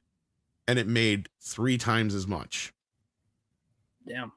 At that moment, when the second film hit, it was like this instant impact of everybody knew who the fuck Freddy Krueger was. It was weird because even though he was brand new and I was still a little kid, I don't know if you remember this, Greg. It was just like kind of like Freddy had always been there. Yeah. And which is kind of weird leading into New Nightmare when we get to that one eventually. Yeah. I can't wait till it gets to that one. But it I was can't just wait kind of till we like get to part this 3. weird thing because he was just everywhere. Everybody knew who he was. I remember seeing, that cover for Nightmare on Elm Street 2 at the video store and going, God, that's scary as fuck, but it looks cool as hell. Mhm. And part 2, so like, yeah, so they got, basically part 2 was a made by committee film. They literally pulled in their trailer editor, Jack Shoulder, who had directed a couple of features for them at New Line, to direct it. He didn't even care for the first movie all that much. He thought it was all right, but he didn't really care for it. But they didn't have any rules, right? So he kind of was like, I can do this and that and whatever with Freddy, right? So like, that's where a lot of the rules kind of got chucked out the fucking window. Okay. And they were not interested in bringing anybody back because that would cost too much money. So that's why none of the original cast was brought back. And they didn't even bring back Robert Englund at first. Yeah. They really? were, yeah. And the funny thing was, it was Jack Shoulder who finally stood up and said, you got to get Robert Englund in here. Because this guy they got in here sucks. Yeah. Because they're like, it's just a guy in a mask. We can just get a fucking, a stunt guy. So the scene, This goober over here trying to be Freddy Krueger. so Yeah. that basically that's the scene that was shot with the, it's still in the film. The scene that was shot with the alternative Freddy is the scene where the gym teacher gets whipped. When Freddy comes out of the smoke and shit, that's the stand-in guy. They literally, that's all they could use. The rest of it's so bad because they're like, the guy would lumber around like he's fucking Frankenstein and shit. Yeah. It was pretty bad. Okay. So Jack's like, I don't give a fuck what you got to pay him. You get Robert in here now, because that was why they said no, because he wanted like an extra, I think $5,000 or whatever it was for a bump from his last, because he only got paid scale probably the first time. And they said no, too rich for our blood. But Robert Shea learned his lesson, got Freddy back in there, and everything changed. Got a different guy to do the makeup. It was actually what's his face who designed Chucky later down the road. Kevin. Yeah, I thought the Yeager. effects were really good in this too. And like a lot yeah, of, a lot of the I gore love effects. this. Has I mean, in probably both my films they were really good. Both films, This- the blood and all the practical effects were really good. part 2 probably has my favorite Freddy makeup in it. He actually is wearing completely different colored eyes as well. Yeah, And there's his just face something is about different. that something about what they did with that. Well, but anyway, like, go ahead. Well, before you get more into the story, I mean, since you're bringing up the effects and stuff, I mean, in both of the movies, I feel like something important that they did was fixate on what is some creepy imagery. I mean, especially when you're thinking of a nightmare, it's not just is this a killer trying to get you. It's like what would be. It makes sense for him to be extra creepy in a nightmare compared to like a real dude wandering around. So like even in the first one, which they only have this like once, I think, in the film, where she turns around and like outside, and he's got like really long arms for some reason, as well as the claws. Like that's like a creepy thing to think about. The way that you're running from him, he's behind you, but then he's just around the corner. He just pops out. It's a dream world. He can be anywhere, any way, anyhow. Yeah, which is I like the way that they choose. I like the way they do it because there's sometimes too where like they get trapped in a corner and then he's not there, and then it's like, well, wait, what the hell? That's where the perfect spot to be because you're trapped. But let you come out and then get scared again. Essentially, you're like let your guard down a little and then comes back out and pop. And in Nightmare on Elm Street 2, I think they did some pretty good imagery too. I mean, even though I think some of the scenes are weird. The way that they are, but like having his eyeball out of his mouth there and starts to pierce through his forearm and his face coming out of his belly and whatnot, like that looked creepy. Like that looked pretty good. That reminds me, I mean, it's probably not, I don't know if it's any type of fair comparison to compare it to The Thing, but as far as my experience, that's the closest practical effect thing I can think of that is that we had a lot of the same kind of guys working on all these same things. Stuff. Like, oh, that looks good. Even if this is like to me, this is like a lesser film than the first one, but this scene looks like they really tried to make it look really cool and gory and looks good. And then having the guy the next one with his locked room and he's just like watching his friend transform into this fucking freaking monster. Like, just can't do nothing. Like, get me the fuck out of here. Like, just what? He's coming out of his flesh, just coming out of there. Like, I don't know. I like those types of scenes with this, even though, again, like most slasher stuff doesn't hit me very well. But there are scenes like this that I'm just like, you know what? Even if I have some stuff I don't like about them, there's stuff like this that's done really well that I really like. That's cool. I give it props. That's what makes 80s horror so great. The thing you got to realize here is like I love how he's like skirted around the whole gay thing, which is good because you're seeing this movie as somebody's not, because most people saw this as like this movie's gay. Really, well, like, I didn't even get to the gay subtext yet. I know. I can see some of the subtext, but honestly, I'm like there's gayer stuff nowadays that isn't supposed to be gay. That's because it's blatant, I'm just dude. like, this is like he kissed the chick. I mean, yeah, he's hanging out with the dude. There's the weird towel scene. There's like the way that Freddy's kind of approached him. You have to understand when this movie came out. It's not that. First of all, this came out when we were just starting to learn about AIDS, right? So gay was I can understand the timing of this. Very much. You have the writer of the film was gay, so he put the subtext in because he knew he could get it past them because they had to rush this production anyway. The director wasn't paying enough attention. Bob wasn't paying. And you'd think Bob Shea would have figured out when he's sitting there shopping in a leather bar for his costume. Right. But that's a funny part of our interview. You should check that out. They go to the Blue Oyster and go hang out. Well, no, Bob always likes to be in the movies because he was always a wannabe actor. And he's admittedly said that. And so whenever he can play like the teacher or this or that or the other, he'll play it.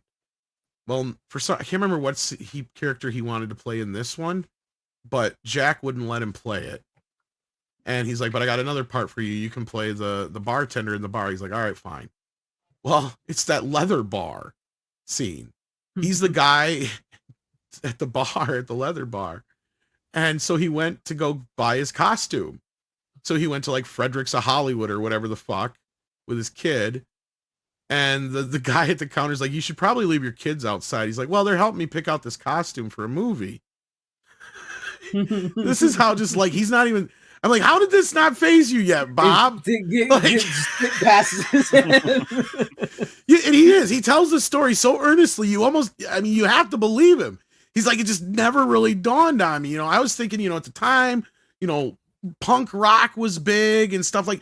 So I think I kind of see where he was going with it. Like he wasn't thinking of the psychosexual aspects of it so much more as like, oh, it's the punk scene. It's this kind of thing, right? No, it went completely over his head. And Jack, I believe too, because Jack he's a fun dude to talk to, but I mean, you can tell he could give a fuck about this movie when he was making it. He was doing it for the paycheck and because he probably got something else made, because he just was not because he's even said this is specifically basically what he says. There's some directors who get in the industry and they express themselves through horror. There are other directors who get into the industry by doing horror so they can express themselves other ways. Wes Craven's the former, I'm the latter. Yeah. And so basically that's his way of saying, I did a horror movie so I could get something else made that I didn't want, because I didn't want to do this, but I know how to play the game, basically. Yeah. To get to the next level, to get to do something else, to get something beyond the horror films, I got to make a few of these horror movies because that's the thing right now. So anyway, so like, yeah, the director was just basically doing work for hire, get in there, get it done, get out of there. And really, that's why the movie feels the way it is. That's why some of the effects aren't the greatest. Some are better than others. You had very innovative guys that were trying out a lot of new stuff in movies like this, and then they would take that idea and do it 10 times bigger and badder for, you know, one of the big expensive films like Aliens, you know what I mean, or something like that, or The Thing, like you mentioned. Mm-hmm. So you had that kind of connection too, and yeah. I mean, overall, the movie was just in the chat because I mentioned he was coming out of his belly, and it sounded like I was describing a scene from Alien, but no. But anyway, continue. Well, it is kind of similar in that respect, but it's more so just that is kind of one of the most visual, visceral, coolest effects, and probably one of the most remembered effects.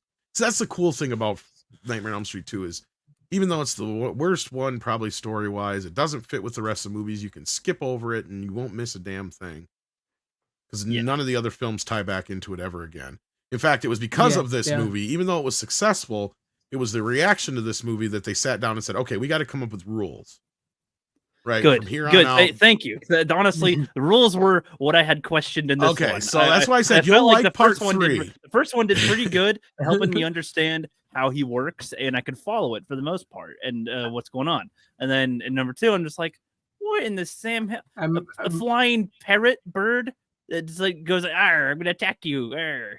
I'm really hoping you like part 3 because, I mean, I don't like to tell people this because I like for them to know, to hear what they say, but part 3 is considered the best of the movies next to 1. And you like stakes where things happen to people and shit gets real, then you're going to like part 3 finally lays out all the rules kind of too. You kind of get a better idea now. Like you can tell, like once you get to part 3, they're like, okay, we're going to take a year off. They took a year off. They talked to Wes again, got him back in the mix. He did a version of the script. Then they passed it off to Chuck Russell and Frank Darabont, who went on to do tons of other great things. He did The Mist. He did what was the other Stephen King one he did? Green Mile. Didn't he do Shawshank?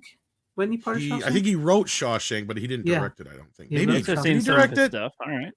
He may have directed it. I think he did directed Shawshank too and wrote it. I think you're right. Either way, but Chuck went on to do like The Mask and stuff like that with Jim Carrey. Okay. So like, I mean, and this was their first big thing they got into. So what they did is they brought in this idea of, okay, we got these kind of rules from the West version, and they kind of laid out this whole Bible of what Freddy can and cannot do, you know, and that kind of thing. Well, so that's also kind of desire, because I thought he kind of reminds me of Pennywise a little bit in terms of like how he seems to really like to scare people. He enjoys their fear, sort of, and he doesn't always kill them right away. So it seems like he's kind of wearing them down. Freddy, yeah, that's what he loves to do. Yeah, well, that's kind of his whole. Well, you can tell he was somebody when he was a murderer in real life. He loved to torment people because he has this whole. That's what right. Claws but I'm saying he reminds me of Pennywise in that aspect. And it's like well, he. Go ahead.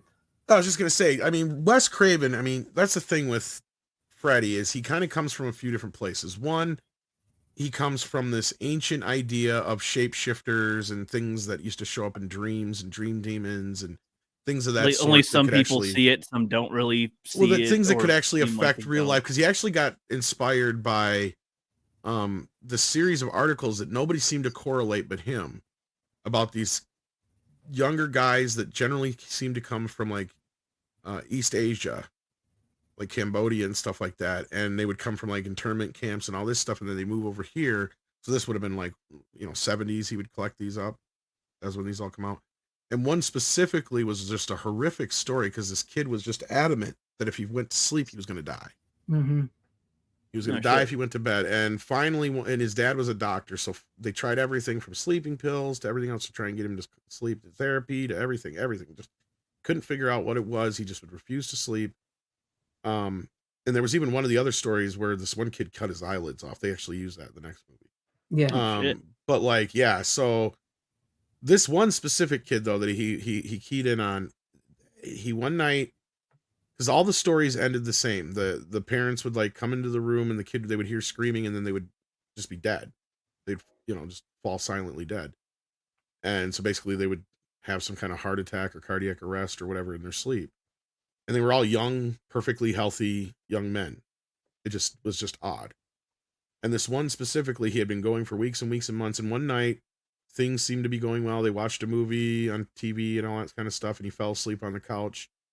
So they actually carried him to bed, and they thought everything was fine. He's finally sleeping. And then a couple hours later, they were woke up to just this horrific scream. And of course, before they could even get to the room, he was dead. Could never figure it out. Well, once they started investigating his room, he had a whole bunch of like sleeping pill or stay awake pill, caffeine pills and shit packed away and all this stuff all over his room. He had a coffee maker hid under his bed. That's where Wes got that idea from. Like a lot of the stuff that Nancy did was stuff that he pulled right from that article. Yeah. That's cool. Yeah. So like, and then like I said, once you get to part 3, they'll talk about this one kid who actually cuts his eyelids off to stay awake. Like that's something else he got out of one of those articles. Yeah, and stuff like that. So like it was actually kind of from this place. And then he also just remembered this bully from when he was in school named Fred, who just taunted him endlessly. And then one night he was about 7-8 years old. Yeah, this story now. And he kind of heard this noise, I think, or something just woke him up and disturbed him to a point where he's like, he got to look out the window. And he went to look out his window, and there's this guy staring up at him, basically looking like Freddy Krueger in a trench coat, the hat, everything. He just stared at him, and it scared the shit out of him. So he ran. He watched him walk down to the door into the building. So he ran and woke everybody up. Nobody believed him or whatever, but like that stayed with him for so long that image basically became Freddy Krueger. This idea that this guy could just torment a kid like that, right? And then also he just tried to think of the most vile, sickest, depraved thing in the world, which would be, someone who molests and murders children, right? And then the other part of it was, okay, so like all these guys got their knives and their chainsaws and all this stuff. So he needs a weapon of sorts. So he's like, okay, well, people have dreams are primal.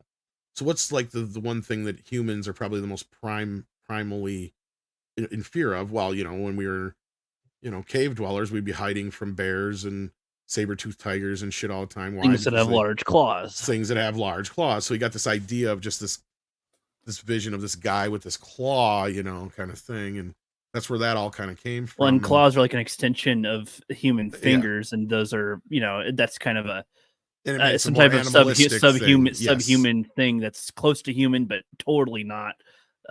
That's also an element of creepy on top of that, probably. Exactly. No, you're totally understanding that. So, like, so Wes, that was what Freddy was. Well, also, I feel like part of that fear, a metaphor for coming out of the closet. Yeah. Yep. I feel like part of the fear on the first one though, like, is also people not believing you. Like when you're sure of something and other people don't believe you, I feel like that plays into the fear element. Well, that's why I think you'll really like part 3, because that's where the kids of Elm Street, they're all together finally in this place. And I don't want to give too much of it away, but like they kind of collectively kind of have this thing where the only thing they have in common is the dreams, and they know nobody believes them. Right. So they kind of get together like with this idea that maybe if we start to band together, we can actually fight this guy. Does Freddy vs. Jason take place after Elm Street 3? Oh, yes. Yeah, that's way in. Yes. Okay. So are those the same kids that are in that one? No. Okay. No, but it actually that place that's in Freddy vs. Jason is the place that's in part 3. Yeah. Okay. And Hypnosil plays a big role in part 3. Yeah. Freddy vs. Jason has the most connections probably with part 3. Yep. Okay. Yeah. You know, I might rewatch Freddy vs. Jason just after watching some of these. Just to, You really Well, you need kind to of have a trilogy in the middle. differently. See if I see it differently. You know, Well, Because what you have is part 1, and you have part 2, which goes off the rails. Then 3, 4, and 5 are basically a trilogy. yeah. okay. And you could even do part 1, part 3, and New Nightmare as a trilogy as well. Okay, interesting. Right. I haven't heard of this partnering up of movies in a franchise before. Well, 3, 4, 5 are a legit trilogy because they continue. Like each movie picks up for they continue it all together. Right where the last one left off. Yeah, where the last. But like part 1, part 3, and New Nightmare are a trilogy for a different reason. I don't want to really tell you too much because I want you got to see them. Why? But It's the first meta movie. Yeah, but New Nightmare is the first meta movie before Scream. It was his first attempt. But you really should get into them, and they're really great movies. And the thing with Freddy is like he lives inside your nightmare, so he knows what you're afraid of. He knows who you really are, within you. So that's why, like with the part 2, like Robert even says he knew that Jesse was gay, so he played that up in that, and that was what that's all about. But like the rest of them, he knows what scares them. He knows what their fears are. He knows how to manipulate them. That's what makes it so scary. And then it's Freddy. It's just great. I love the Freddy movies. Yeah, he's one of the great villains, right? Because he's vile. He's this horrible creature. But, and this is where I think that parents and certain people don't understand the appeal of horror films. A character like Freddy, you like him not because of what he does, right? You like him because you know it's Robert Englund playing him, so he's safe. Right? Yep. It's this thing that I guess people just don't quite understand. I don't know how to get my head around it. Well, he's got the ability to put a good chill in you. Right. Even it's all in good fun, right? The silhouette of the character alone is creepy, but it's also, again, human-like. It's a guy in a hat. He's got his sweater. But then he's got his long ass claws, and if you know what his face looks like, you can.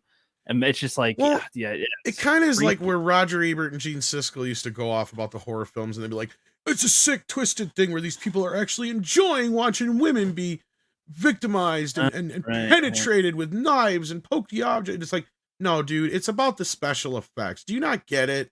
Yeah, we want to see some tits. Yeah. We're teenagers. Yeah, but it's really about the special effects and the performances of these the monster and stuff. So yeah, we want to see our favorite monster. He's like, yeah. Well, you put yourself in their shoes sometimes. Like, if you're the boy, like, so when the first girl gets killed in the first one, and she's flying up on the ceiling and she's getting all this blood coming out of her, the boyfriend, what can he do? What can he do? Just like. You can't, like, to me, that's something, like, even though, you're not the one being killed, but like, you're just seeing her float up to the ceiling and is getting all this blood gushing out of her like freaking fountain. Like, well, that's a fun and story. then you're blamed for it. But then it's like, well, what could you do in that situation if you were to experience this? And nobody's gonna fucking believe you. So it's just like you're so screwed. That's creepy in and of itself too. Like in that, you would way. think the cops would have asked how the fuck Rod got. All over the logically, why does she contain as much blood as 80 humans? I don't know. Well, you'd be surprised how little blood looks like a lot, but no, you're not wrong. Well, the funny one is actually the Glenn death, right, where the bed literally just erupts in blood. Because that one. Do you know how they achieved the whole effect in the first place with the her being drug across the wall and ceiling? I want to guess how, but I really don't know. Like if there was like something behind her that's like it's got a harness underneath or something, and it's actually a lot more simple than you think. Yep. Is it like she's laid down? Like the camera angle makes it look like it's the ceiling, but it's the floor, and it's just a camera trickery or something. Like that's all I got. You're overthinking. Trying to think about back then. I don't know what back then they would think of for it. You're honestly, way overthinking it. Like did they reverse it? It's actually a trick. They reverse it. They throw her on the ground a whole bunch. It's of actually times. a trick that they stole from Fred Astaire. You It's ready? how he was able to dance on the ceiling. They have a room that rotates at a complete 360 angle and the camera's locked off. Yep. So the room So it's- spins. Yep, so as she's going up the wall onto the ceiling, the room is literally spinning on a big axis. Right? And so there's two guys underneath it literally just spinning it around. So when they did the Johnny Depp scene, they used this room too. But they didn't calculate for the gallons and gallons and gallons and gallons of blood. And a big oopsie happened. Really? Yeah, they're lucky nobody fucking died. What happened is because they just literally they would spin the room, okay, and they had it all set up, ready to go, and they had guys with barrels dumping the blood into this chute thing that would shoot it out of the fucking bed down. It was literally just gravity doing its job, right? But what happened was gravity did another job on the room. And as soon as the fucking gallons and gallons and gallons of blood water started hitting the ceiling, it shifted the weight in the room. And this thing is built on a very specific weight structure where these two guys are able to do that, right? So the whole fucking thing shifted. And so that's why you see in the scene, they use just about all footage they could, because that's why the blood starts to go like this in the scene, because it literally was where the room started tipping. Okay. And then all of a sudden the blood goes out of one of the windows or doors onto the fucking floor of the stage and hits all the lights and power, and everything goes zap zap pop. And so you've got this room spinning in the dark, like literal dark, because they're in like a fucking closed off like warehouse place. You got Wes Craven and the cinematographer strapped in. And they said that you could hear screams from the guys below that no grown men should make. Dude, that's fucking tight. And for about 10 minutes, the longest 10 minutes of their lives, they were in the pitch black dark until somebody could finally find a light to start undoing this fuck up. So yeah, they had like a foot of water, blood water on the floor. Everybody was drenched in blood. Just is such a fucking mess, I guess. And they're lucky nobody got electrocuted or died. Yeah, very lucky. Very Because actually, lucky. the guy dumping the water did get electrocuted for a few minutes. They're lucky everything shorted out, or he would have died. Yeah. Wow. Because they kept screaming, "Okay, that's enough! Stop pouring! Stop pouring!" Because that's when the room started shifting. He couldn't But stop pouring. He was being electrocuted at that moment. Poor So he was like guy, literally dude. just stuck in that position, like This because it is hit that light, and that This light gets- sent electricity straight up through. Yeah, This just gives me he's more holding like a props metal to the- can with liquid in to it. the lengths people would go to back then for film. That's why everything was so much more creative and so Oh much my better gosh. looking. I've never heard of this type of room thing before. This rotating room. You've never heard of the rotating room? I don't know. I feel like everybody just does other things on. They've sets. used Never- it a lot. never Actually, they heard of a used this rotating specific. set like that. They or actually used anything. this specific Cool. room a couple other times in other movies. They used it in Breaking 2 Electric Boogaloo, and I'm trying to remember the other movie they used it in. I wonder if it's the one they used in Lois and Clark. I don't know if it was still around by then or not. They might have rebuilt one by then. Because he but walks up the walls and everything and it Could've been. spins. You can tell it's a spinning room. Well, I I mean, think they like used it for another music video too. Walking, the It's well, the same Mirafly. concept. No, I the assume they've Lionel used Richie other- one. Dancing Oh, on the yeah. ceiling. Yeah. I assume they use other techniques to do the ceiling effects and other stuff. So, like that's I just never heard of rotating room. That's a cool idea for it. Sometimes the most Interesting simplest, story. Wow. the most simplest, and this is something for you to learn as a filmmaker. The most simplest thing can sometimes be the solution for anything. Like I learned Right. that with Jaws. You learn that with Yeah. Jaws. Like some, Yes. just not even showing the thing can be better than showing the thing. Well, and it's So, not just that. It's like all right. just remember, photography is always a trickery. It is trickery because Yeah. you're working on a 2-dimensional plane, but you're fucking with people because they think it's 3D. Well, and there's a certain amount of time you need to film it. So if it just needs to look the way it needs to look for while it's recording, essentially. Sort of, but I mean, it's just you'd be surprised. Like that's just the simple things sometimes work the best. Oh yeah, of course. But anyway, that was a fun story That's on cool. that part. That's a cool. Yeah, tangent. Nightmare 2 I didn't have not- many great stories like about that. The that. only closest thing on that was Clue Gulliger almost going blind because of that fucking parrot. Yeah, but so on. That's what I was going to talk about. So, why are they flying attacking parrot? It was Like, it was just like, oh, the birds are sleeping. It was supposed to fuck. signify that animals can kind of tell when things are off. You know, kind of like the canary in a bird, or the canary in a coal mine kind of thing. Yeah, they can like. So, like warn the you bird and acting stuff, out like sure. that is supposed to be a sign of Danger. something's not right. Danger. Fuck out. Yeah. Yeah. I don't know. I just thought it was funny. I guess. So why does Freddy in this one? Because the first one he had like manipulations. He's in a dream stuff, sort of. It was more, but it seemed to be more clear, and there seemed to be a level of limits. He can't just like use telekinesis on you and like, I got you. He's got to chase you. He's got to be able to get you that way, the old-fashioned way. In this one, it's like, okay, the windows will just close and lock. The balls will literally all be thrown at you. The jump rope literally tie around your arms and drag you as if there's a ghost dragging him and tie him to the thing and then whip his bum.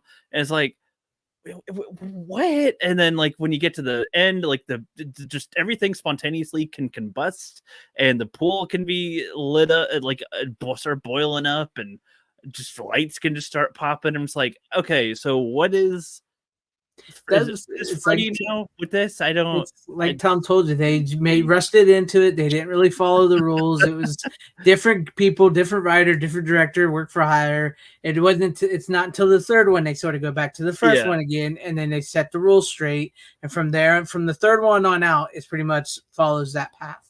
Yeah.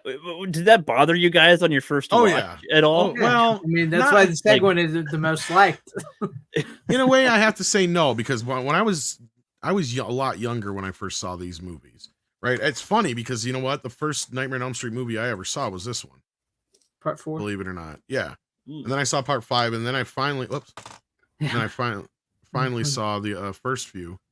But yeah, like I kind of saw them all in weird order. Mm-hmm. But that's the thing, is once they have the rules set, Freddy is not like as powerful as he is in part 2, because his powers make no sense in part 2. Why would he want to be in the real world? Because technically, I mean, they pulled him out in the real world in the last one, sort of, and that's how they kill him or whatever. That was my thing. I was like, he likes causing fear. If he can just, I'm a guy who's gonna kill you. I'm a real slasher now. Whoa, like. I don't think he even wants that. He can't get in your head that way. So that's why the pool scene is stupid too.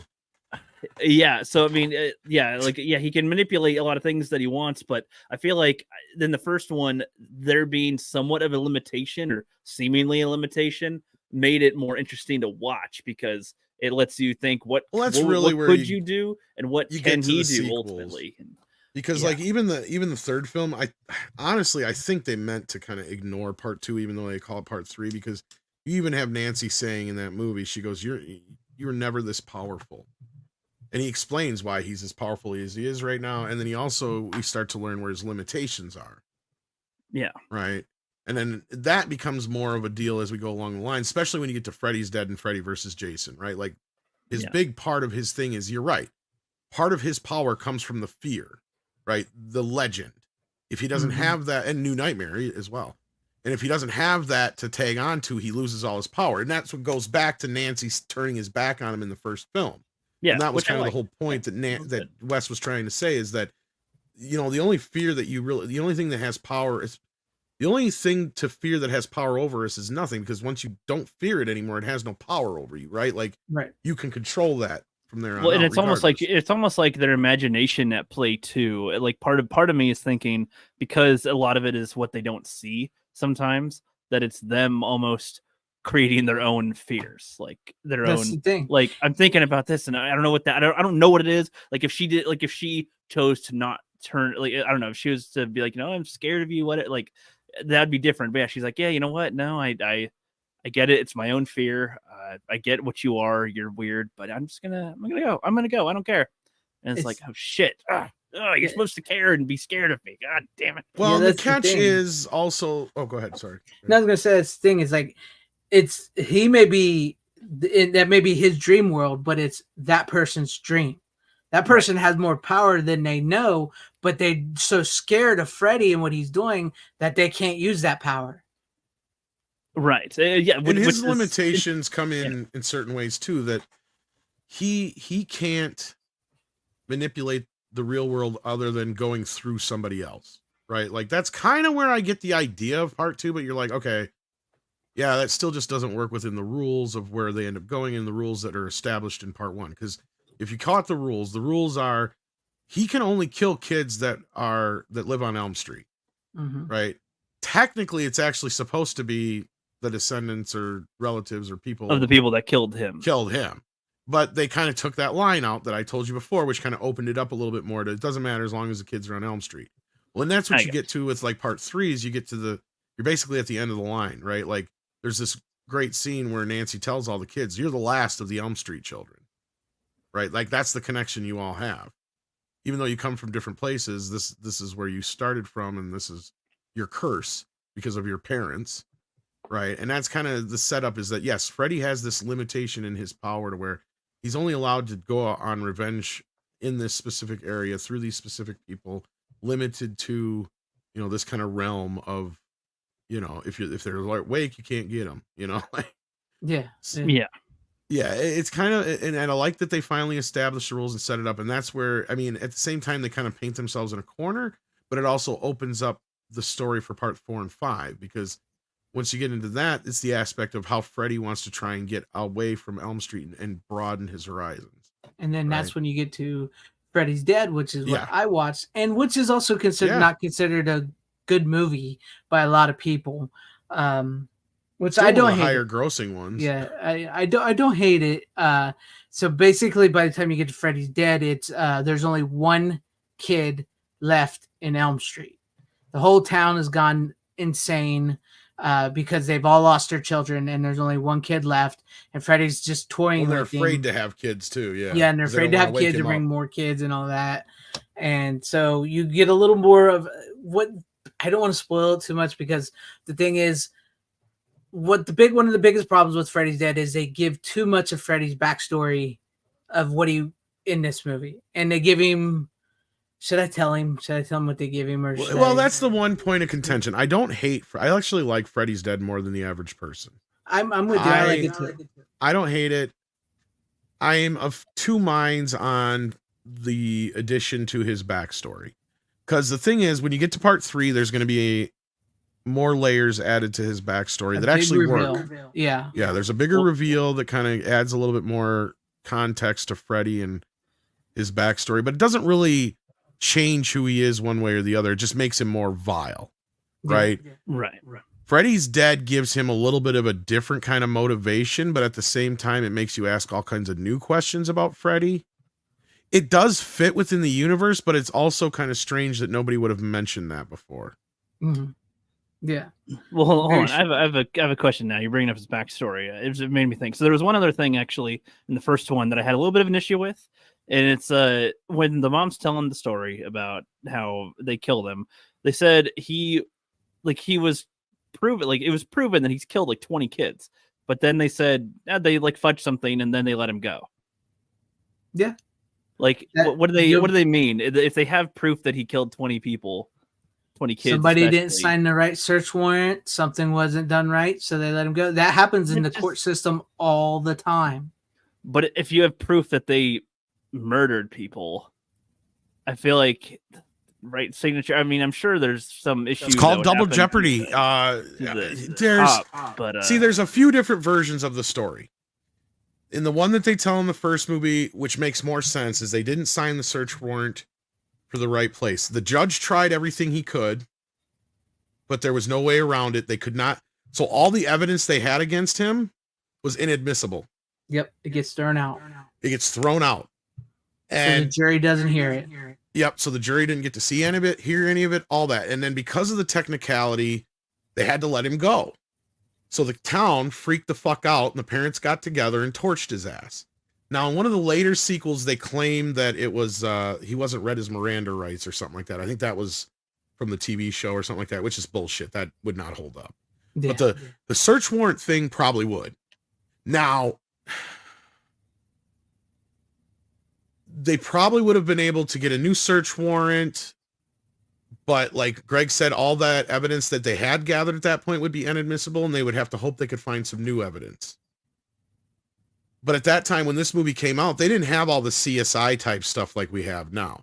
And he would basically burn his victims and the whatever was left in the boilers. So there was really nothing there for them to what little evidence they probably had was like, you know, like whatever keepsakes he kept around. Like teddy bears and stuff like that. Yeah.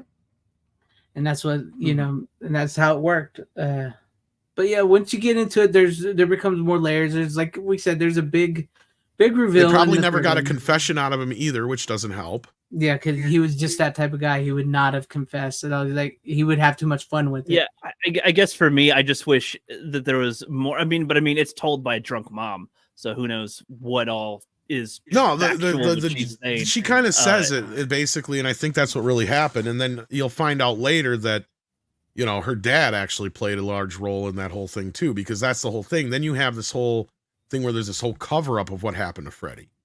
Right. So that's kind of what I was getting to. Like, this makes more sense to me if there's just more to it than what we know. Even if we don't know exactly what it is, I'm okay with that as long as it's not just, I don't know, they just kind of fucked up a signature and then he's free. It's like, I just thought, I don't know. That's just. You would be surprised. You would be surprised. I'm not saying that that's an impossible thing, but it's just like with what's shown. I don't know. That just. You would honestly be such like a throwaway line. It's like one thing. It's like, just. I know it's. Well, this is why this is why prosecutors and stuff are never real quick to charge somebody until they got real solid evidence and they know their case is in good place. Because if they go to trial and charge somebody with something like that and shit isn't right, they can't come back and do it again. Right. That's what I'm saying. You would be surprised how you're like overthinking it once again. It's like, it's very that simple. Or that's how messed up our justice thing is. It's like, if somebody does one thing wrong, all that evidence that was gathered can be thrown out like that. And the reason is because it do about it. Because an argument could be made that it was manipulated in some way or it's inadmissible. Like, this is basically how Alec Baldwin's case kind of got basically tossed, because there was a question being brought up of where the with the whole like evidence that was brought in that was not admitted under the same case file and all that shit, because of that clerical error, basically, it could be perceived that the prosecution was trying to hide evidence that could help Alec's case, at which point that makes the entire case null and void. Mm-hmm. So it could be argued, like, that's the thing, is even back then, like, that was my point, is like they had a lot less ways of pinpointing somebody. Like, you had to go pretty hardcore on somebody and have some pretty tight evidence, because all you got to do is bring up a shadow of a doubt in the court of law, and yeah. So I guess part of me wants to almost see that movie. The parents that live in this town and their kids are going. Well, it's missing. funny. There's an episode of Freddy's Nightmares that covers that very story, although I don't think it's a very good episode. Well, I feel like the way that sounds, that part of the story sounds similar to Strangeland in a way, a little bit. Not in the same exact way, but like in that one, this guy would like kidnap kids and torture them and stuff, and then he got sentenced to jail and like therapy, rehab, whatever. At some point, they let him free, though. Robert Englund's in that movie. Shit, I haven't seen it in a while. I don't remember. Well, the thing is even Robert Englund himself, I think, had a draft of a version of it. They've been wanting to make a prequel to Nightmare on Elm Street for years. Mm-hmm. Yeah, but it's just one of those stories that there's a reason why Wes told the story he did the way he did when he did. Because if you tell a story about a child murderer, it's kind of dicey. It's kind of hard to make a slasher film out of that. But I guess if you jump to the idea that these kids are like, this many years later from when this incident happened, now they're teenagers. It's a little easier to watch teenagers get hacked and slashed than it is to watch little kids. Right. The teenagers like 25 years old. Of course, yeah. Right. No, That's the other so part I mean, of it too. so I yeah. mean, I'm not saying that like this type of their type of story with like oh they just missed the case. I'm not saying that that's bad. It's like I'd rather see the context personally. I enjoy that type of story. I enjoy investigative stuff. I enjoy legal aspects of story. That stuff creates some of the best drama. Well, it's basically insinuated that it was more or less a rookie mistake on Lieutenant Thompson's part. Okay. That they probably told him the wrong address. Because I think the understanding is they probably had the warrant signed for his home address when they really needed it for the boiler room. Mm. And they probably gathered most of the evidence from the boiler room, or they had. So there's other times where it's hard to say. You're right. It would be a very interesting, but it would be a very different movie than Nightmare on Elm Street. That's the problem. Especially if that's what it would have to be like 7, basically. Well, I know. Well, yeah. I mean, I'm just especially if that's like with the father though, and his own fuck up almost like caused this whole thing to. Well, it's insinuated because he kind of takes that. It doesn't ever really say, because you're right. It is one of the only places they really haven't explored that if you had somebody like like ourselves who understand these characters or really into it and shit, we could probably make an interesting 7 type of movie, like the movie 7, right? Have you seen that, Rook? No. Really? That's the one where well, what's in the box though, right? Like, yes, or Silence of the aware Lambs, something I'm like aware that. of the memes. I've seen Silence of the Lambs. Okay, yeah, it'd have to be more along those lines. It wouldn't be like your typical Nightmare on Elm Street movie. You'd have to tell it through Thompson's eyes and whoever else would have been the lieutenant at that time, and basically how the whole story went down and them figuring out that it's Freddy, because that's the whole thing is nobody assumed it was Freddy to begin with. That's the part that's kind of left out of all the stories is so you get to kind of tell this idea, and this is where I think the remake really fucked up. Is like you had a chance to do something kind of different and original, and I don't think I would have been against it.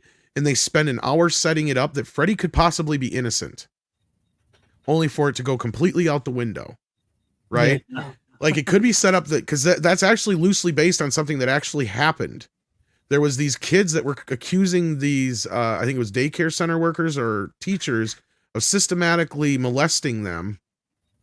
When it turned out they made the whole fucking thing up. Well, they totally carboned it. Wow. And I thought they were going to go with that in the movie. And then all of a sudden it's like, go this other direction. It's like, so you just wasted an hour of the audience's time for nothing. Mm-hmm. Nothing. That it literally didn't matter at that point. Because it also is so stupid because it makes no sense. It's like, why would the fuck would Freddy not? And that's the other thing they make a mistake is like, okay, if you're going to have him do that, because that's the thing that the remake is, he's only a molester. He's not a killer. It's like, why the fuck would he use the claws then? Yeah. All that's doing is leaving evidence. Yeah, because I'm sure 100 people got claws like that. Yeah. The remake is horrible. It's one of the worst remakes ever. And it had a chance. It had a chance to be good. Because I'm sitting there watching this thing and I'm like, you know what? They might actually do something here that's different. And they kind of had me for a moment. And then once you get to that one bit where you realize, no, he did it. And you're just like, well, that was fucking pointless. So you literally wasted an hour of the movie for nothing. And frankly, Jackie Earle Haley was not a bad Freddy. They just made him look bad. Yeah.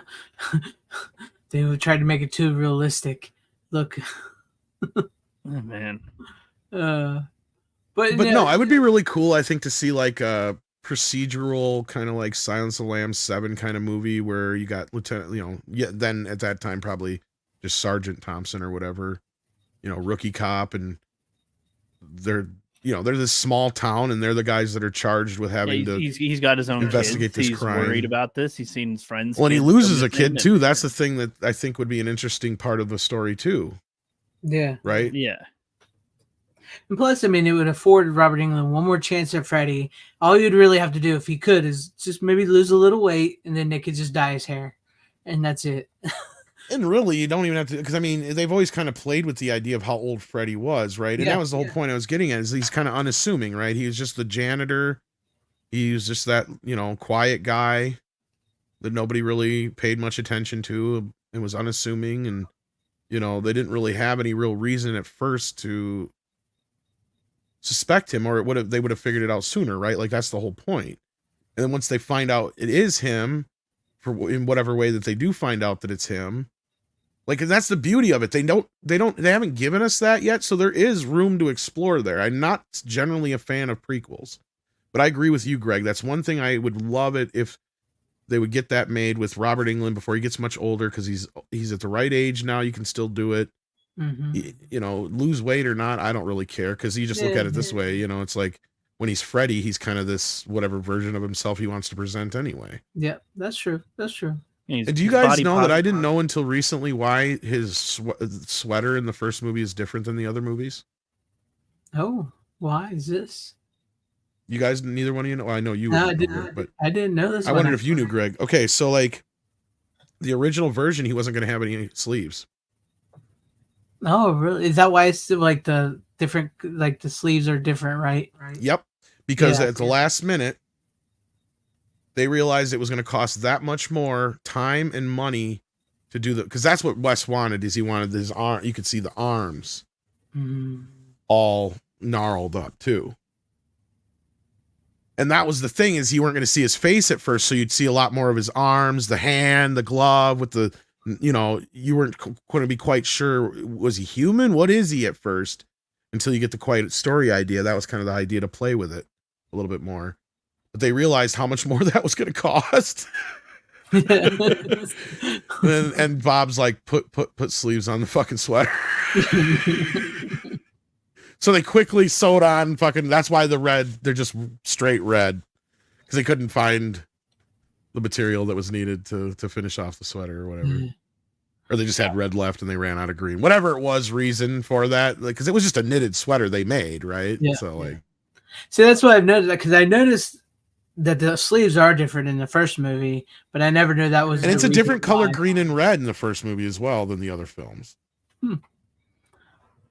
It's a much brighter red and a much denser green, and then when you get to 2 and beyond, it's always the same pretty much from here on out. It's that darker, dingy green and red.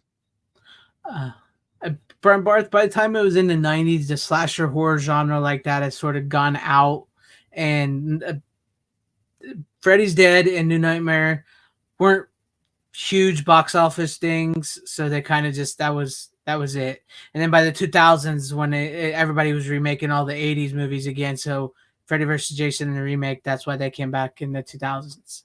So that's pretty much what happened there. Well, and it was one of those movies. It's probably a movie that's had the longest production history ever. And it's probably had more writers than anybody ever. Like, there was a time where I can't remember who said it, but they said probably every writer between the age of like 20 to 45 or whatever had written a draft of Freddy versus Jason. Yeah. Even Wes Craven. Yeah, like everybody had written a draft at some point or another, because they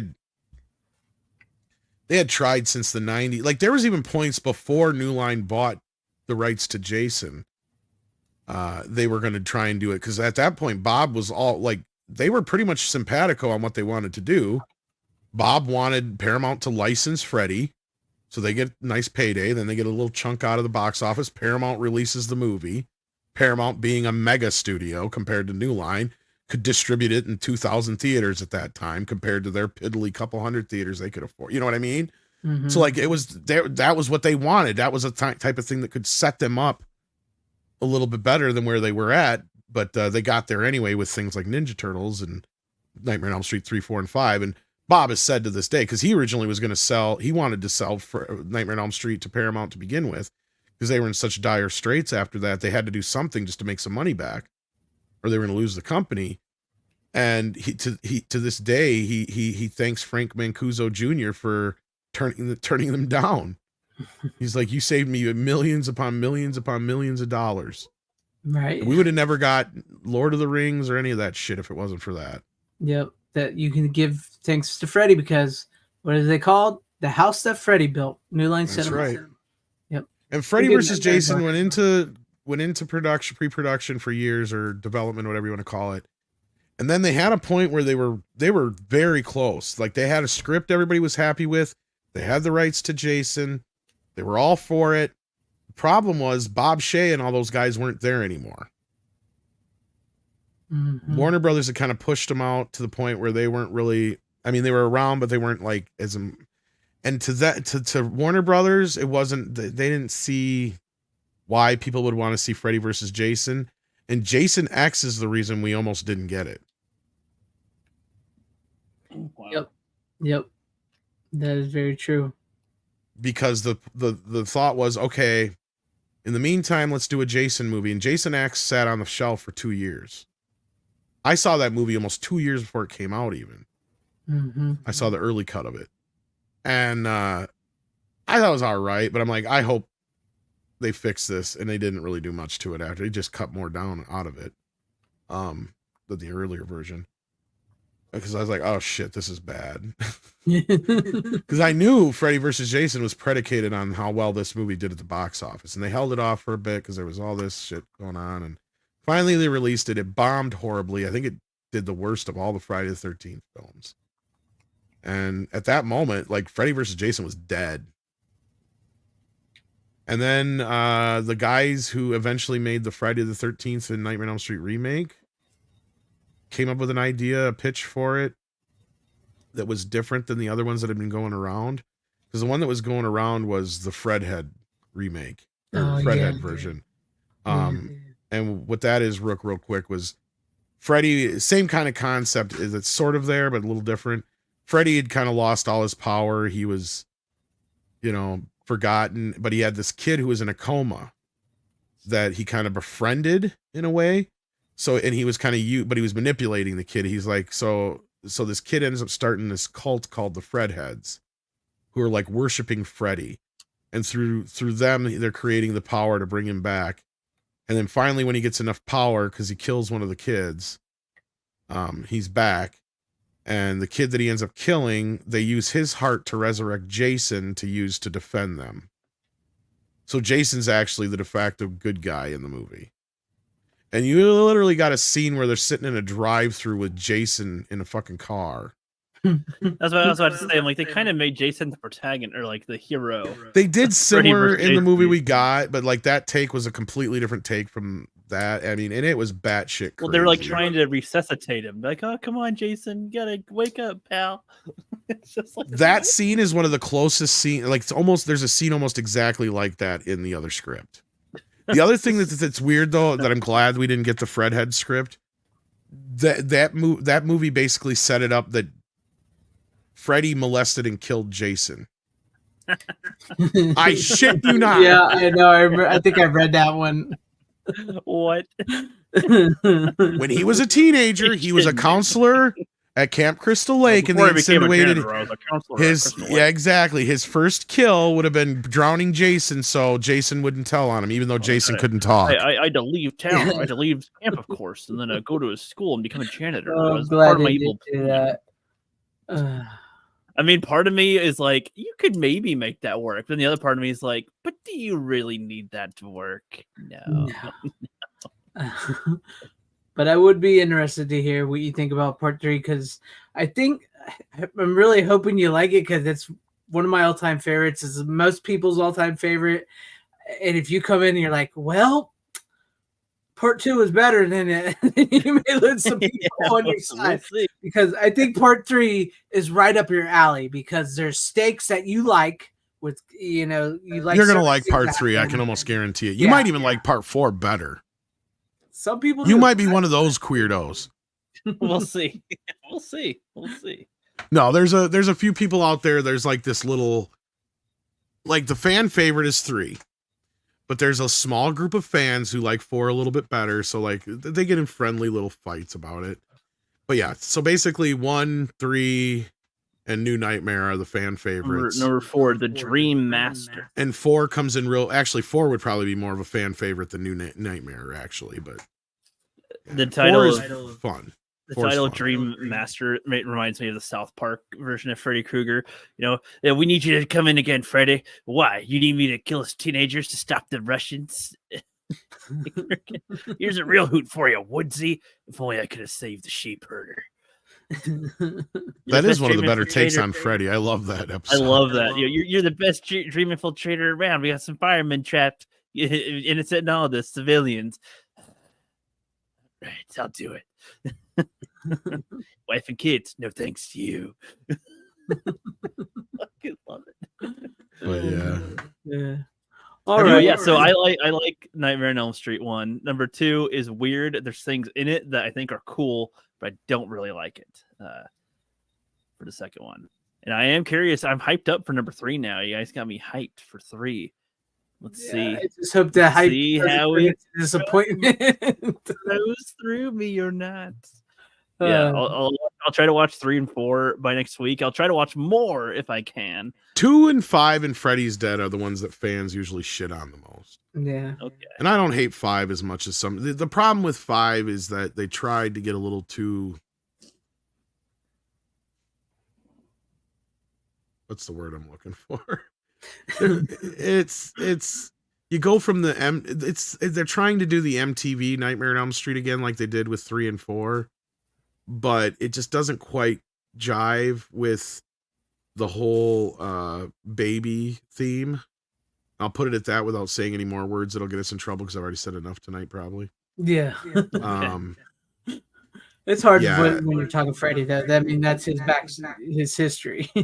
Well, and the fifth film really has a lot of a comment on the A word, the thing that everybody debates about now, So what years were each of these films released? 84, 85, 87, 88, 89, 91, and 94. And then 2003 for Freddy vs. Jason. Yeah. So Scream came out after the technically last Elm Street. Yeah. Okay. So the thing is, Freddy's Dead is technically the last one, and New Nightmare kind of is on its own. It's hard to explain until you see the movie. Yeah, you have to see it. And the thing is, that was Wes Craven's first attempt at meta, and it didn't do what he wanted it to do. So he was kind of almost done with the horror genre. He didn't want to do horror anymore. And then Scream kind of just fell into his lap, and he kind of just took it to do it. And that sort of turned into a big thing for him that he didn't realize at the time. Interesting. Yeah. Interesting. Nice. Yeah. All right. Well, I guess we've talked Freddy for the night. We'll probably be talking about him more again. And then yes, sorry if the crowd will be disappointed in talking more Nightmare on Elm Street, but I'm sure they'll love it though. Honestly, hearing the new guys' take on it, and I'm sure we'll be talking about again in October when the new 4K comes out that Tom and I will get. But thank you, Tom. Thank you, Rook. Thank you to everybody out in the chat for hanging with us. Everybody out there watching us that wasn't in the chat. I appreciate you guys. I got to find my clip here real quick. And where's it at? Where are you at, man? I can't find my clip. I'd find that for $1. There it is. There it is. As always, you don't have to go home, but you can't stay here. Thank you, guys. How you doing? Bitches leave.